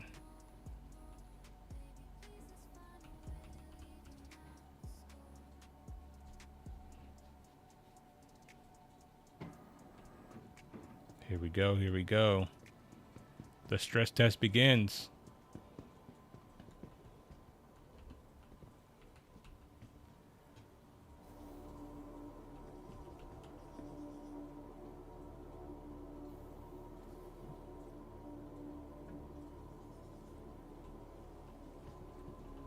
There's no way for server FPS is like 29.6. With these wait times.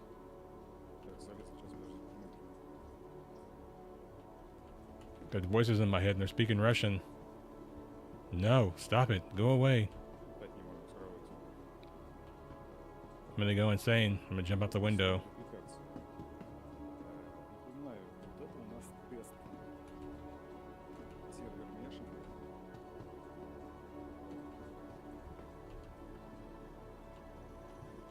V10 engines. V10 sound good.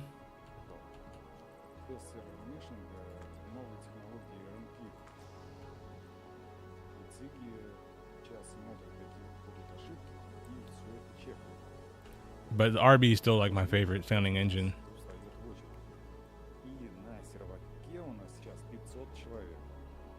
Hey guy, turn off your shit. I'm hearing you talk.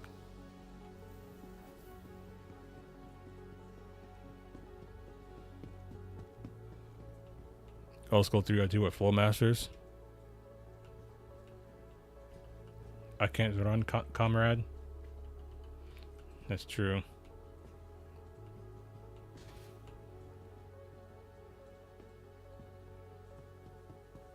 He's trying to turn me into the Winter Soldier. Oh, look at all the people.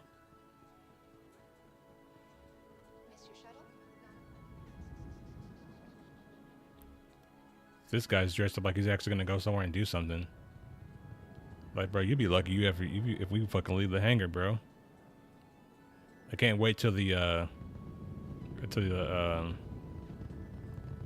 to wait until leave our hangars. Oh, look at all these people.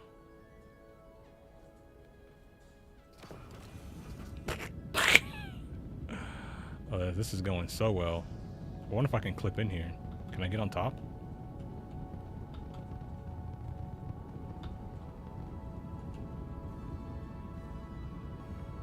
The next shuttle is approaching the station.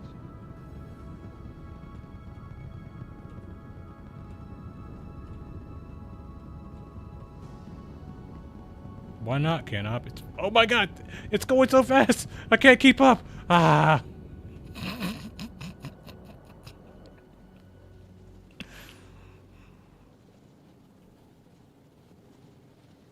Well.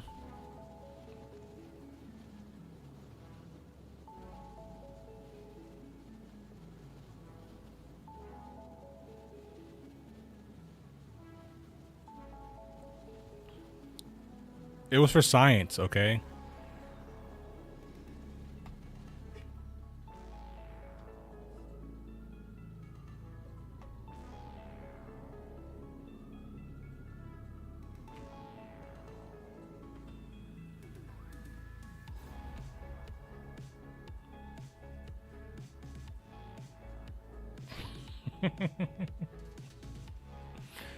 Well, that was good. I'm back on Area 18.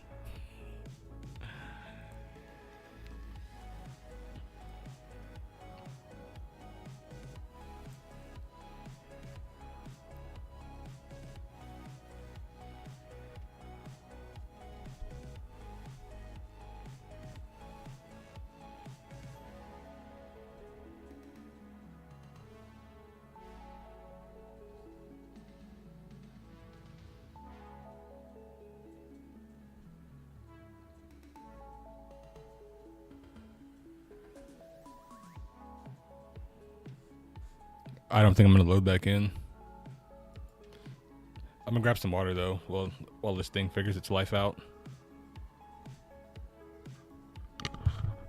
Maybe I'll load in by the time I get back. Maybe not.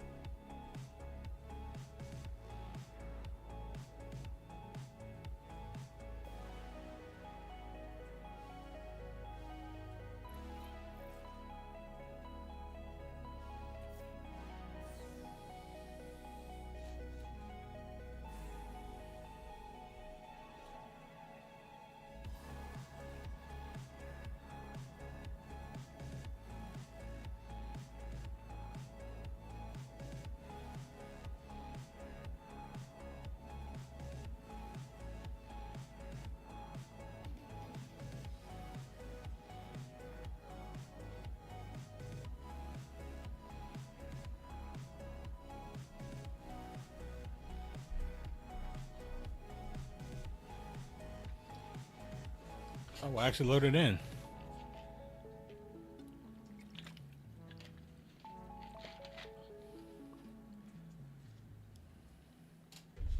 To Jay-Z. Tim, you must not know. I own a Skyline GTR, so you'll never see me with a 2JZ.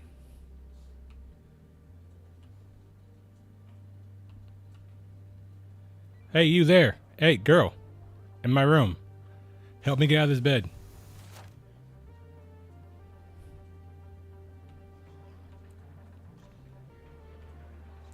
Hi, how's it going?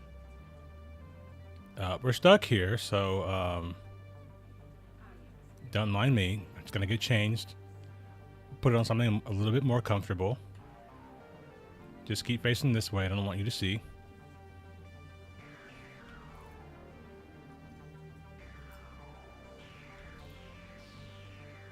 No peeking, okay?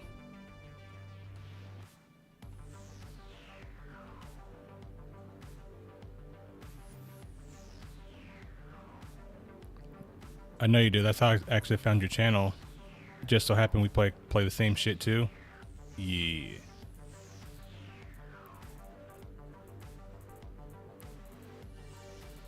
You know, I've actually like never worn this suit. You guys think they'll make a new Zeus suit?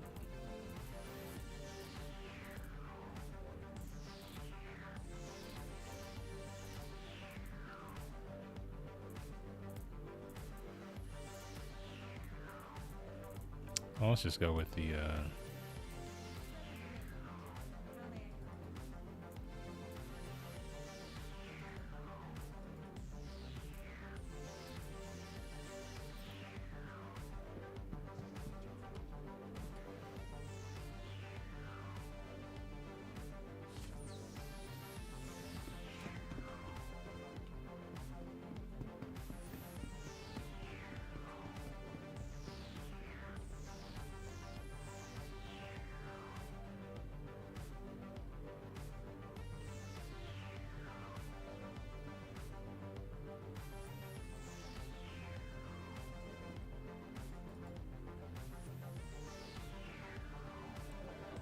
Scarred. What up?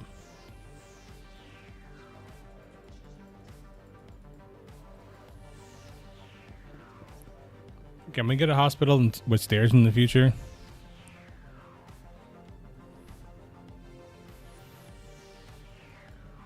If only there was an architect that could tell them that they should probably have stairs in their hospital.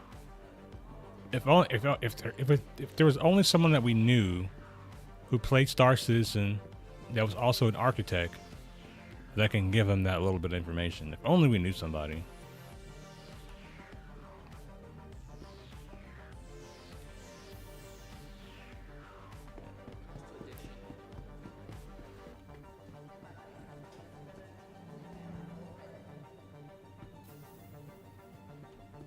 That's an interesting hair choice.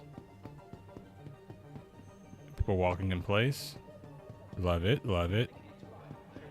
Stairs are so 1990, right?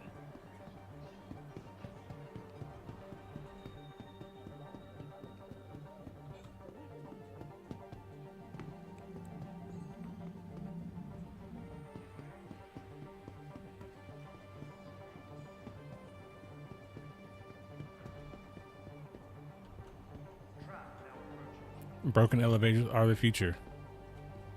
That's true.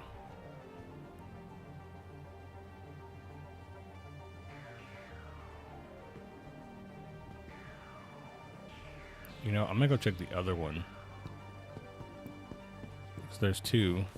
One that goes to the convention hall. Maybe that one's working.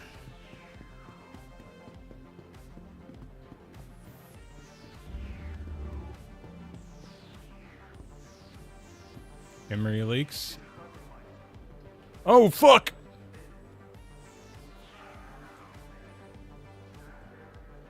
Dude. This thing just pushed me through the freaking station. How dare you? You guys see that?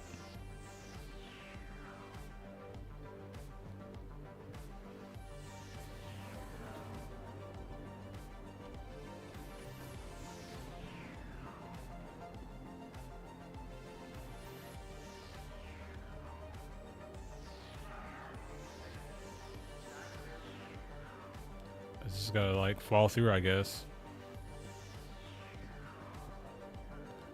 Or you know what I'll do instead of that, I'll just relog because I think dying again might be I want to just make more melee ships so we can just joust, right? That's what the actual like combat mechs will be like. You'll have to like joust. You won't be able to like turn. You can only go forward, and then you have to go and like turn around.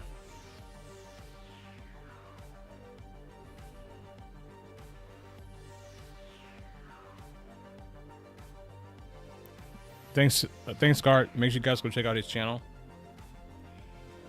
Scart's a good dude.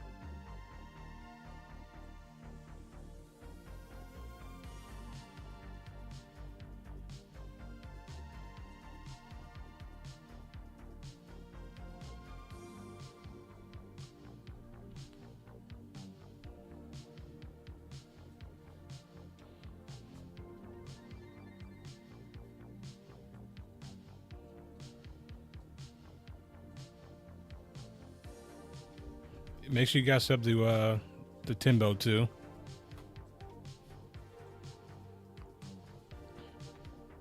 Did you clip that? There's two. One that goes to the convention hall. Maybe that one's working.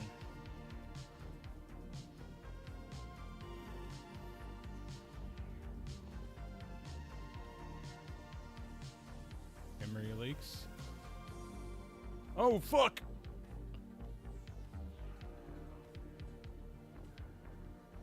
Dude. This thing just pushed me through the freaking station. How dare you? You guys see that? See, I wish I could just turn this into a reel and put it out right now. But I can't, because YouTube's stupid.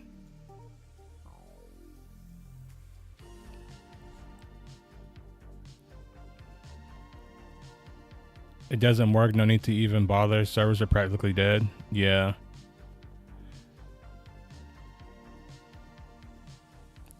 I find the Star Trucker game to be funny because I've read so many Spectrum threads where people have said, I can't wait to be a space trucker. Yeah. Unfortunately, you know, they can't even get hauling to work correctly in this game. They could really learn, though, from that game. I mean, they're copying Starfield GUI elements.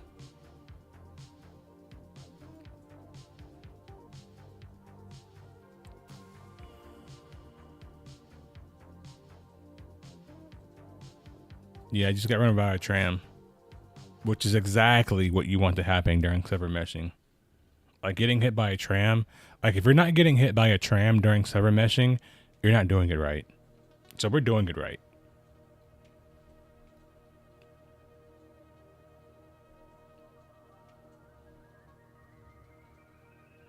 Yeah.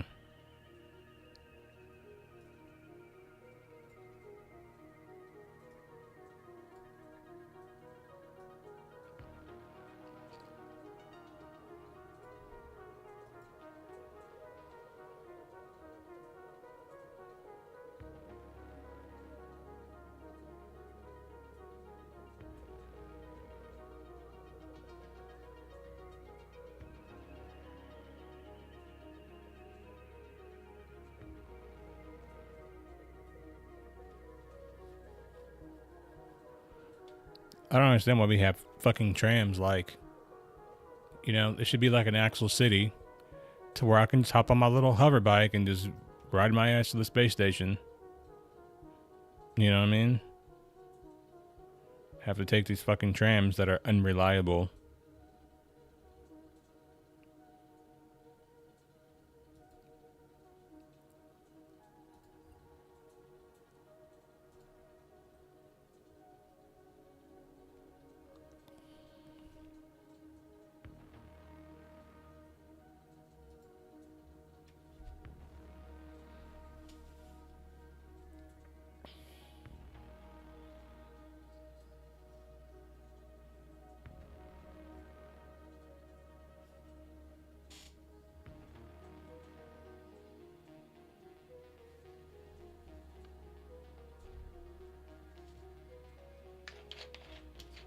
Hey, we made it in.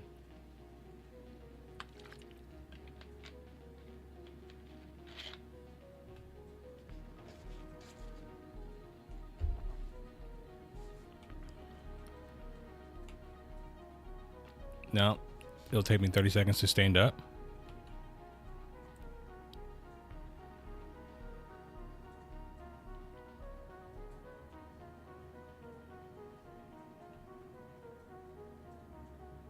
I give up after I don't know how many 30Ks I had in Orson Habs no longer worked. I have better games to play than testing their unicorn tech. Heru, I don't blame you. I don't blame you. But Heru, I'm doing it so you don't have to. Look at it this way, right? There's this crazy guy out there who's willing to sit here for a few hours a day and get on stream and test their Jesus tech so that you don't have to. You know what I mean? I do.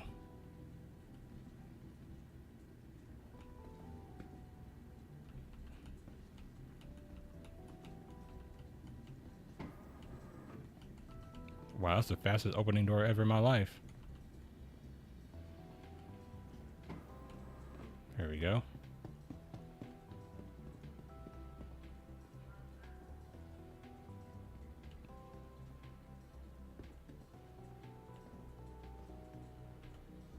That's a cool idea and very basic. It brings instant interaction with players in the entire game, yeah.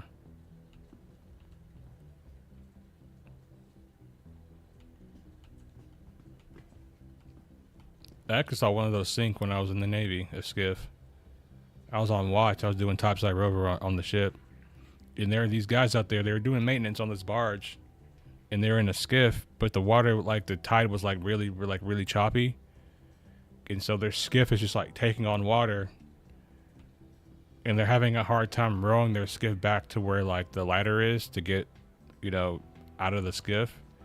And it's just like sinking. It's hilarious.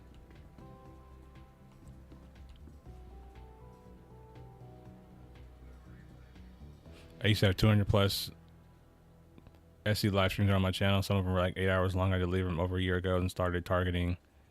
When they started targeting me on Spectrum and Reddit, it just seems suitable, and Star Wars uses it for various types of transports. Yeah.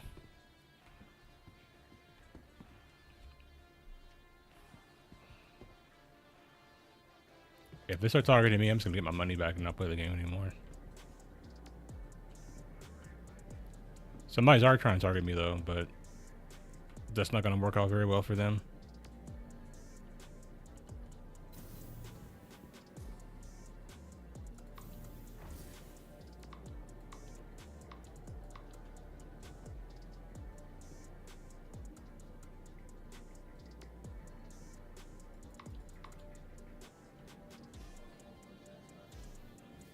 Oh my god. Why are we going up?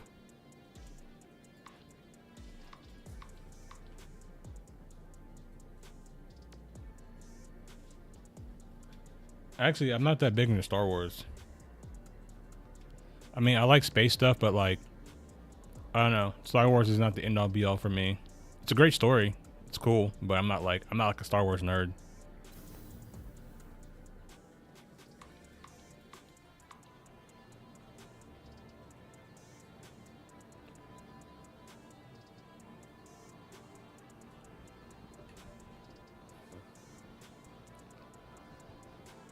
You know, well, they're gonna learn. This particular individual is gonna learn that I'm not the one to play with.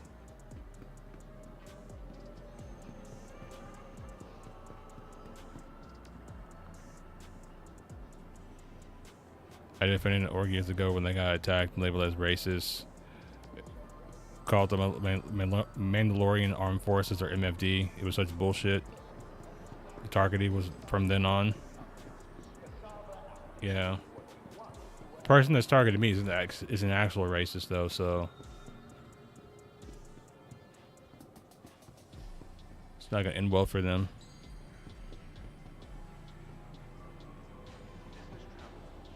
Stay away from the tram. It's dangerous. I'm standing all the way the fuck back here. And that bitch comes again.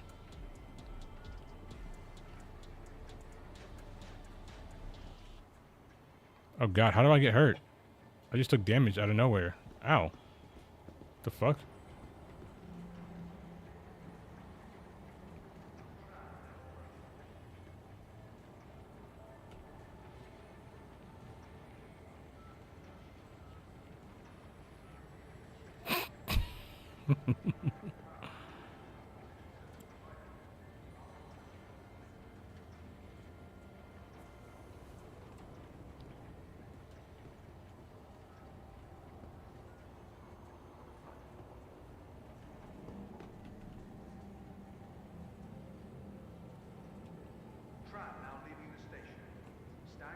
I never knew a single person from the org. I just know it was total BS. I had thousands of scumbags on Reddit going against me. Couldn't make any posts without them being taken down. Dang. I stood back and I still got hurt.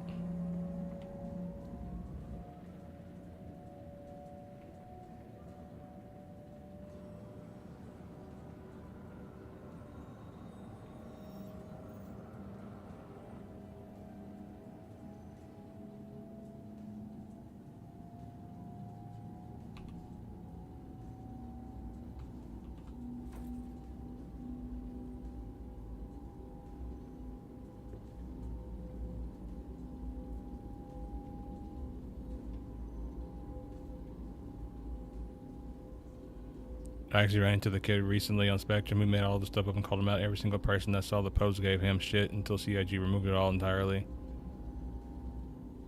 Now arriving.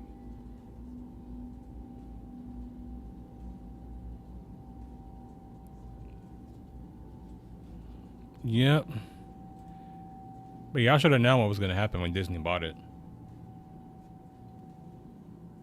Y'all should have known what was going to happen.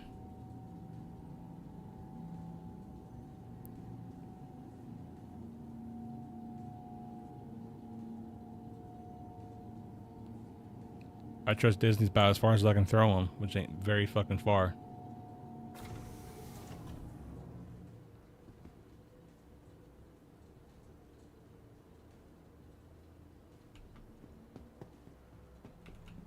Get me off of that fucking thing. He's just gonna rise the tram, I guess? He's T-posing. Oh, he's falling. Oh, he's not falling anymore. Oh, whoa. Where the fuck am I?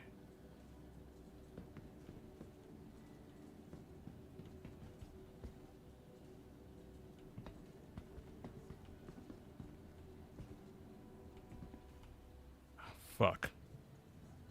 Again?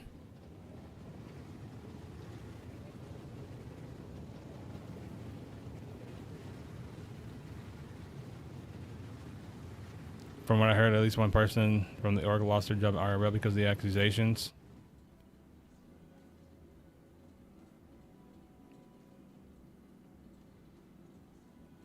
Dang.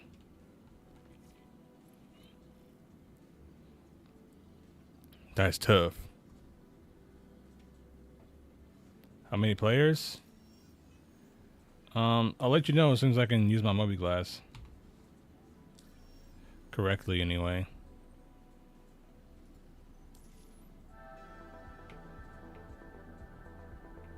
I'm stuck in this like little removing thing.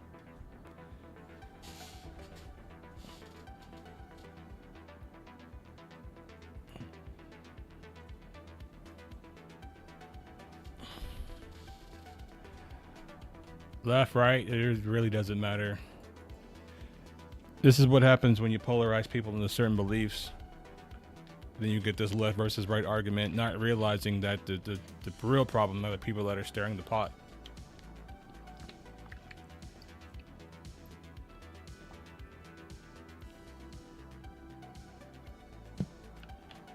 I know I posted a rest in peace Star Wars today that the purchase was announced yet. Nothing good came from it. Can't move.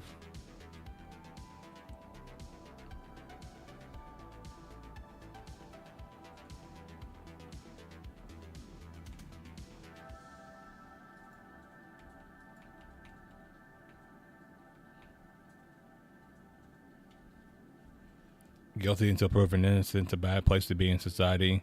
It's all fun and games until you're on the chopping block. Trust me, I know. I know. I've been accused of being a drug dealer before, so I know what that's like.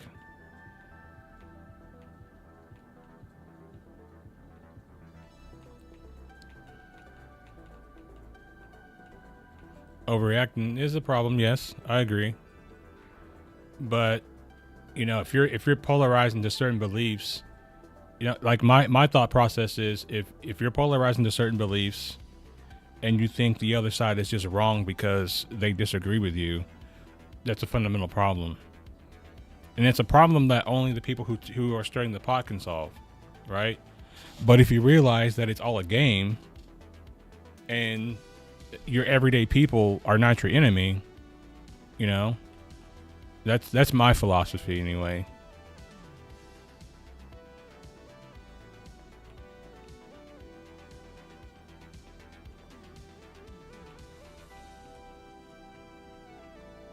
I really don't want to relog. I've come so far.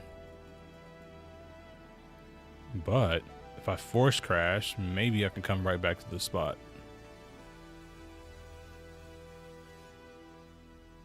Let's see if force crashing still works.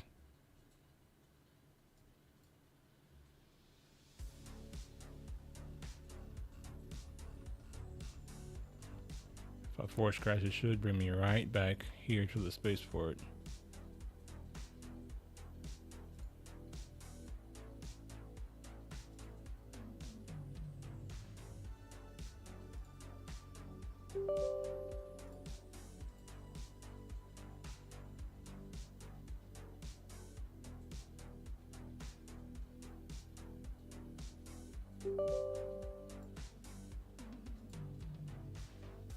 Yeah, so most of the time I spend my time laughing at all of it. Just for me, all of it's kind of stupid.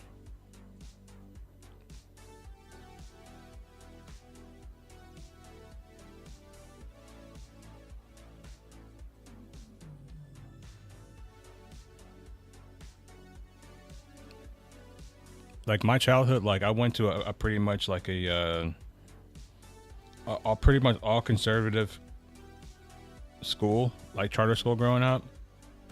And on the way to school, like my mom would be playing in the car. She'd be listening to very leftist liberal radio on the way to school. And what I learned was the people at school were not the same way. Like they weren't who they were portrayed to be. You know what I'm saying? So like you're riding to school and you're hearing one thing, and then you get to school and you see another thing. You know what I mean? And it was a very odd situation to be in, but I learned to not be judgmental of people, you know? I was like, oh, these people are not bad. You know, then, you know, you learn there's bad actors in every group.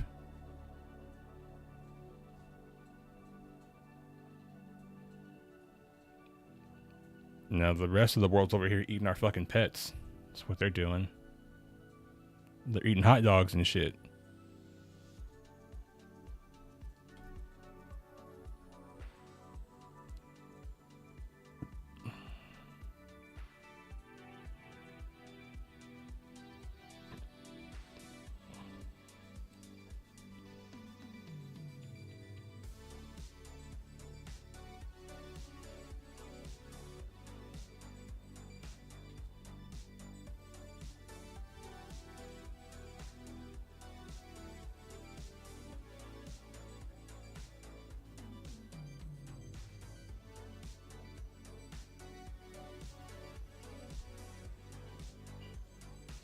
Yeah, there is that, Tim.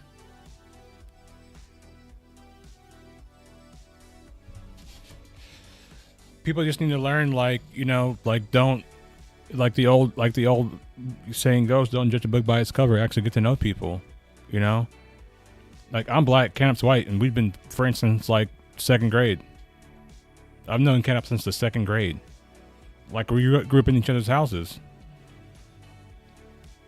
You know what I'm saying? I have other white friends that I'm still close to from my childhood.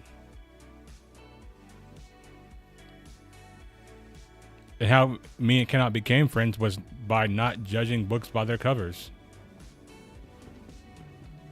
That's how we got to where we are.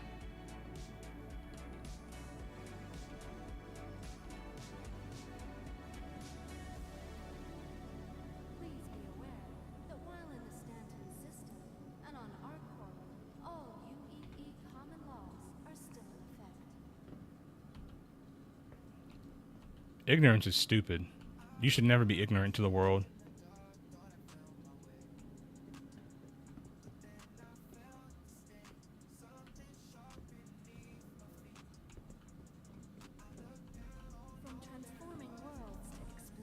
I'm gonna call every elevator. Ow. The fuck?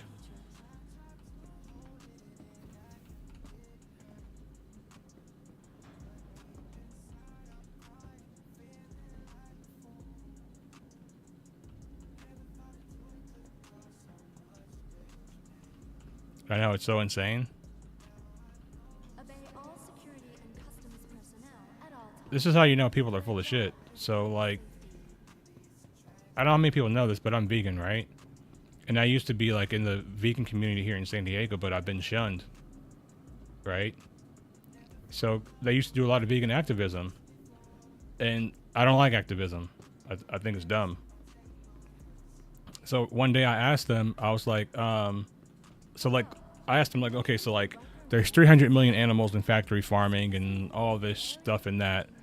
And we're spending money, we're taking grain from poor countries to essentially, you know, feed these animals, which is bad. And it's causing all these environmental problems. You know, we're using a lot of fossil fuels to do all this stuff. So I was like, okay, cool. Perfect. Right? I was like, what happens the day, like, let's just say you can go to Congress and you can get all the factory farming banned. Like, then what? They're like, oh, then we create animal sanctuaries. But I was like, even if you create an animal sanctuary, now these 300 million animals are going to be reproducing, creating more animals. So, like, how are you going to feed and take care of these animals?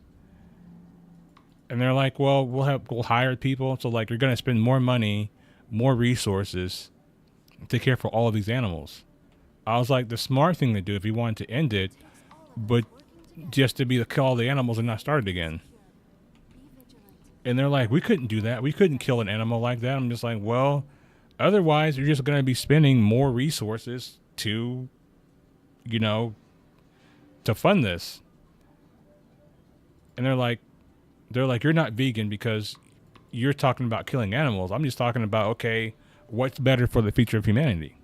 If you're saying this is better for the future of humanity, then we should do it like this is the only logical way to do it. And I was like, or you could just shut the fuck up and leave people alone. You could do that too. That's also an option. If somebody wants to eat meat, that's their choice. Like, why the fuck do you care? You know what I mean? And so ever since then, I've been excommunicated from the vegan community here. And like, even when I go to events, like, I still see some of those people around and they give me like nasty looks, but I'm just like bro, I don't really care what other people eat. I'm just doing what I think is best for me, and other people are doing what they think is best for them. So it's not like you have the ability to actually go and make that kind of change. I only eat soy. It makes me strong. You probably shouldn't eat too much soy. I don't eat a lot of soy. But I have friends, like, because, like, my thing was, like, I'm not going to stop liking cars. I'm not going to stop hanging out with my friends who eat meat. I'm not going to stop watching MMA. I'm not going to stop any other of the things that I enjoy doing just because I'm a vegan now or because I eat a plant-based diet. I'm not.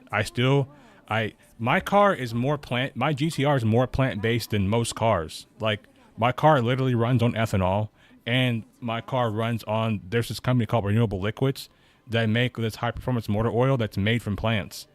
So, you know, I feel like I'm doing what's best and right for me. And guess what? I still have cookouts, and I still go to cookouts with my friends who eat meat. Yeah. Yeah, I like Blaze. I still go out and I still eat with, like, being in the car community, there's not many vegans in the car community. But you know what I learned is that non-vegans are actually more tolerant and acceptable to people who are vegan than vegans are to people who eat meat. Like every time I'll be like, oh, like I'm vegan, so I'm going to go here and grab my food and I'll be back. And these people are like, no, we'll just pick a restaurant that has vegan options. They were more willing to pick a different restaurant to go eat at because I'm like, no, you guys don't have to do that. Like I can literally just go pick up my food and meet you guys wherever. Like, no, like we came here together. We're going to ride together. We're going to cruise together, and we're all going to go to the same restaurant together.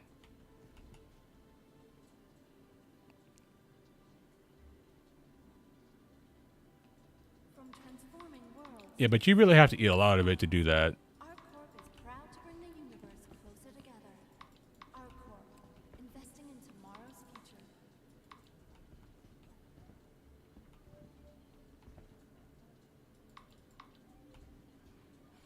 Yeah, I think this shit is cooked. That's all it takes, man. It's a little bit of love, and a little bit of respect. You know what I mean? Like it's not difficult. And everybody out in the world is just like they're just making it more difficult because instead of trying to understand somebody, everybody just wants to be right. Like, oh, like I'm right, so follow my way. My way is the right way. I'm like, no, like each individual, like we're all here living our own lives. We have our own perspectives. We have our own things that we have to get through in life. And if we're just going to sit here and act like, you know, like my way is the right way, your way's not the fucking right way.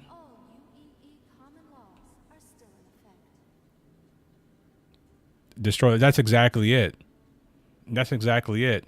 And I get pissed. Like I saw a video of a woman at a grocery store pouring out milk. I'm just like, why the fuck are you doing that? Like, like somebody has to clean that up.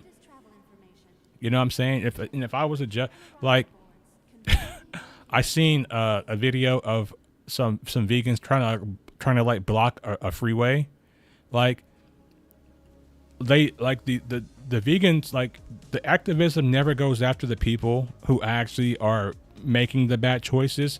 What they do is they'll block a road. So like now normal everyday people can't go to work. They're holding up normal everyday people. You know what I'm saying? So like instead of doing that, like why don't you go protest outside of fucking Monsanto? Like go to Monsanto's headquarters and protest. Oh, you won't? Why? Because Monsanto has fucking armed security that'll fucking shoot you on sight. Oh, that's why you want to go. You want to go protest in front of Monsanto, but you'll go shut down a freeway. So hundreds of thousands of people can't go to work now, or they can't get to where they need to be because you've decided that your plight is the most important plight in the world at the moment. Like, no, it's not. Everyday people are trying to live their lives. Like, don't do that. I never support that.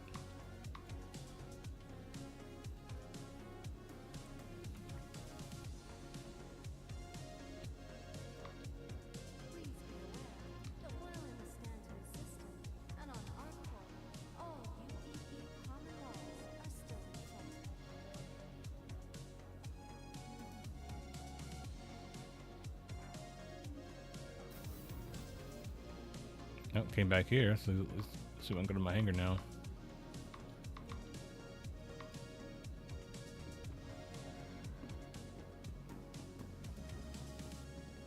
Obey all security and customs personnel at all times.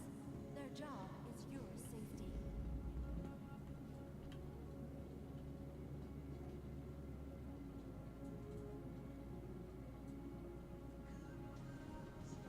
Yeah, but Monsanto, like, they took over a lot of people's farms from their seeds. You know, but I just use it as an example, like they never want to go after the big guys. They want to just fuck with normal everyday people. And I'm sorry, normal everyday people don't have time for your bullshit. You know, most everyday people, they're just worried about like paying their bills and putting food on their table. That's what normal everyday people are worried about. They don't care. You know, they don't care about your They don't care about your problems because they have their own problems. The slightly altered product and called it Glossfate, which is now largely known as Roundup the Weed Killer.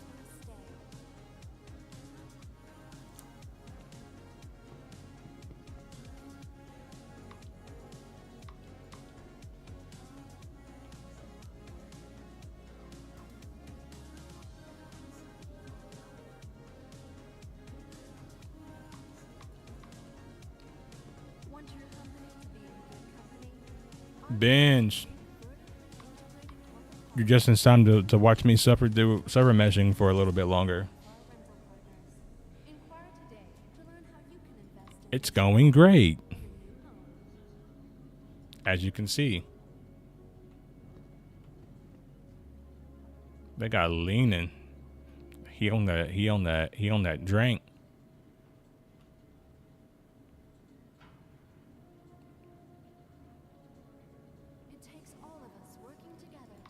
I have a very simple rule. If your activism bothers everyday people, now we have a problem. If you're bothering everyday people that are just trying to go to work, like out here, right? And they had here's a good example, right? We have a mall out here in San Diego called Fashion Valley Mall. It's a very upscale, high-end mall. And guess what people did? Protesting for Palestine. Like, they literally went there and laid down in the middle of the mall protesting for Palestine. I'm just like, bro, like, if you want to go help Palestine, go to Palestine.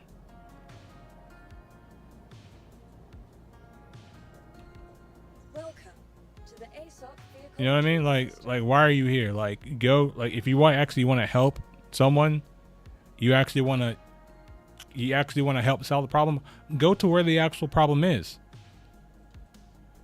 You know what I'm saying? Get your ass up and go to Palestine. I bet you won't. It's easy to protest a problem in a place where you're safe.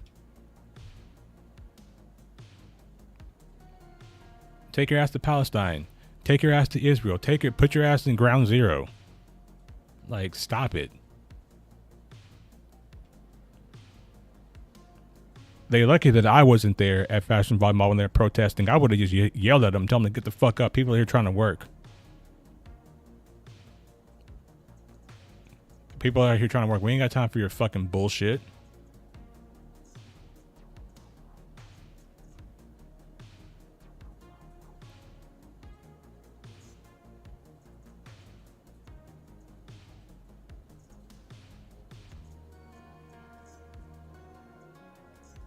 You can't sit around and inconvenience regular everyday people. Yeah. Like we're gonna see you protesting and be like, damn, you know what? You're right. Like, if you're gonna go actually protest, go bother the White House. Take your ass to Washington D.C. Take your ass to Washington D.C. and go protest in front of the White House. Yeah, go there. Go hop on the White House lawn. If you're so upset about it, go hop on the White House lawn. Oh, you won't? Because you know that has actual consequences? Okay.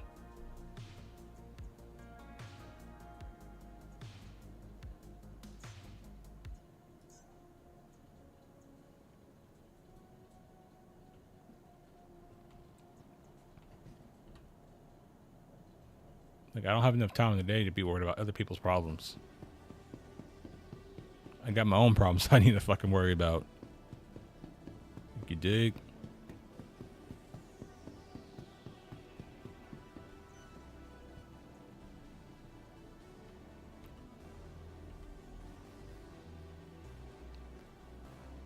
Oh, I just broke my terminal. So I'll go use the other terminal over here. See what it actually claims.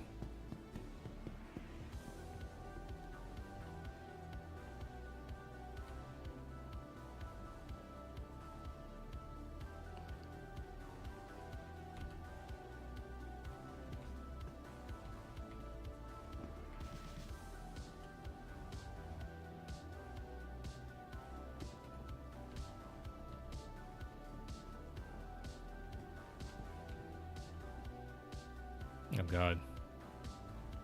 It's trying to put me on that terminal still.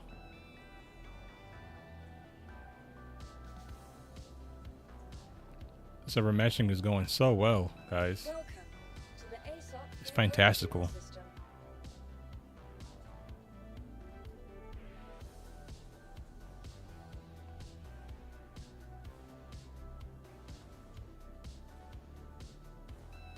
We have a saying in my household growing up, was like, go buy someone who actually gives a damn.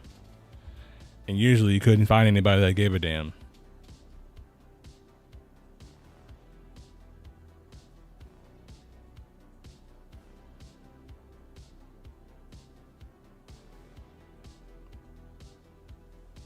Yeah, I posted the link to it. It should be like the pin link. Welcome to the ASOC vehicle retrieval system.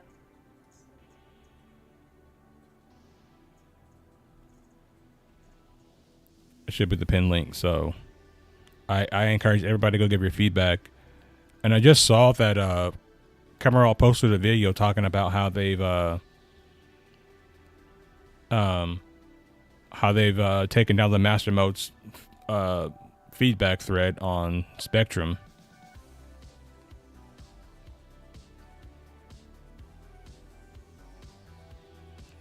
And because we've already seen like a bunch of weapon changes, right? We've already seen a bunch of weapon and ship changes. But this is my thing. Like I feel like a lot of times with this stuff they missed the mark. Your insurance claim has been sent. You know what I mean?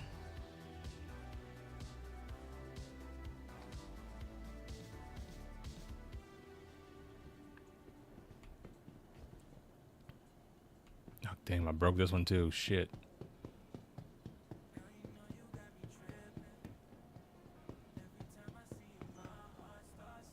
Okay, this one's fixed again.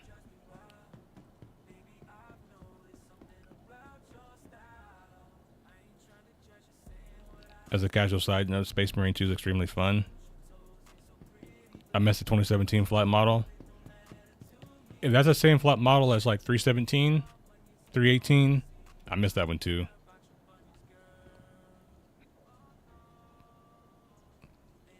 I've been trying to explain people that World War II doesn't work in space, but it seems like people don't want to listen. You can't do World War II speeds in space because we literally have rocket engines.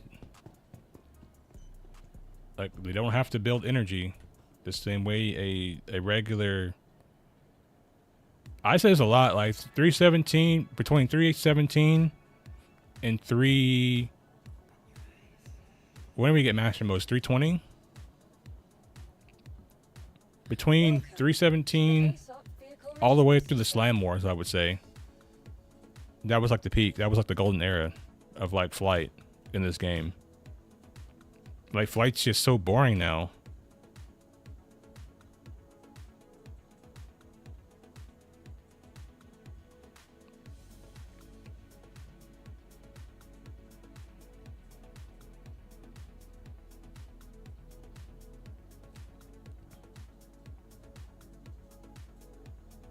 I came into N316, really enjoyed those flight models. They were very intuitive. They were. And here's my biggest thing, guys, right? So I basically said, like, you know, and people think that I'm coming after, people think I'm coming after people for,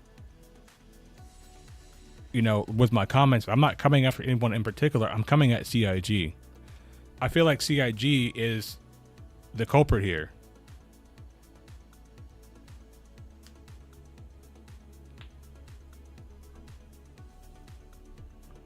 I can see them using the feedback as a get out of jail free card excuse to give them breathing room for on progress setting. Well, folks said the surveys, blah, blah, blah. Yeah, that's true.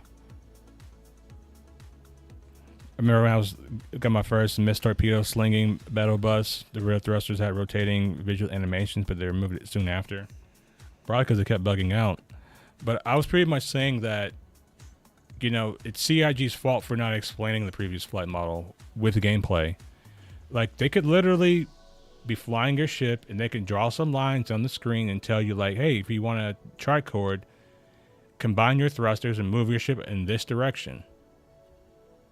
You know what I mean? But they didn't do that. They didn't explain 6 degrees of freedom. They didn't explain any of these things to anybody. And because of that, you know, we have the same shit that we have going on right now. 30K. Perfect. I was about to change the things again. Oh. Does Arena Commander work on this thing? It's offline. Well, I can't even go back.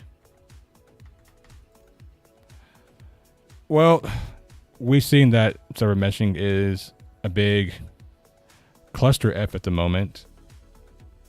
So I'm gonna go ahead and do this in this stream here. I have the patience of a saint.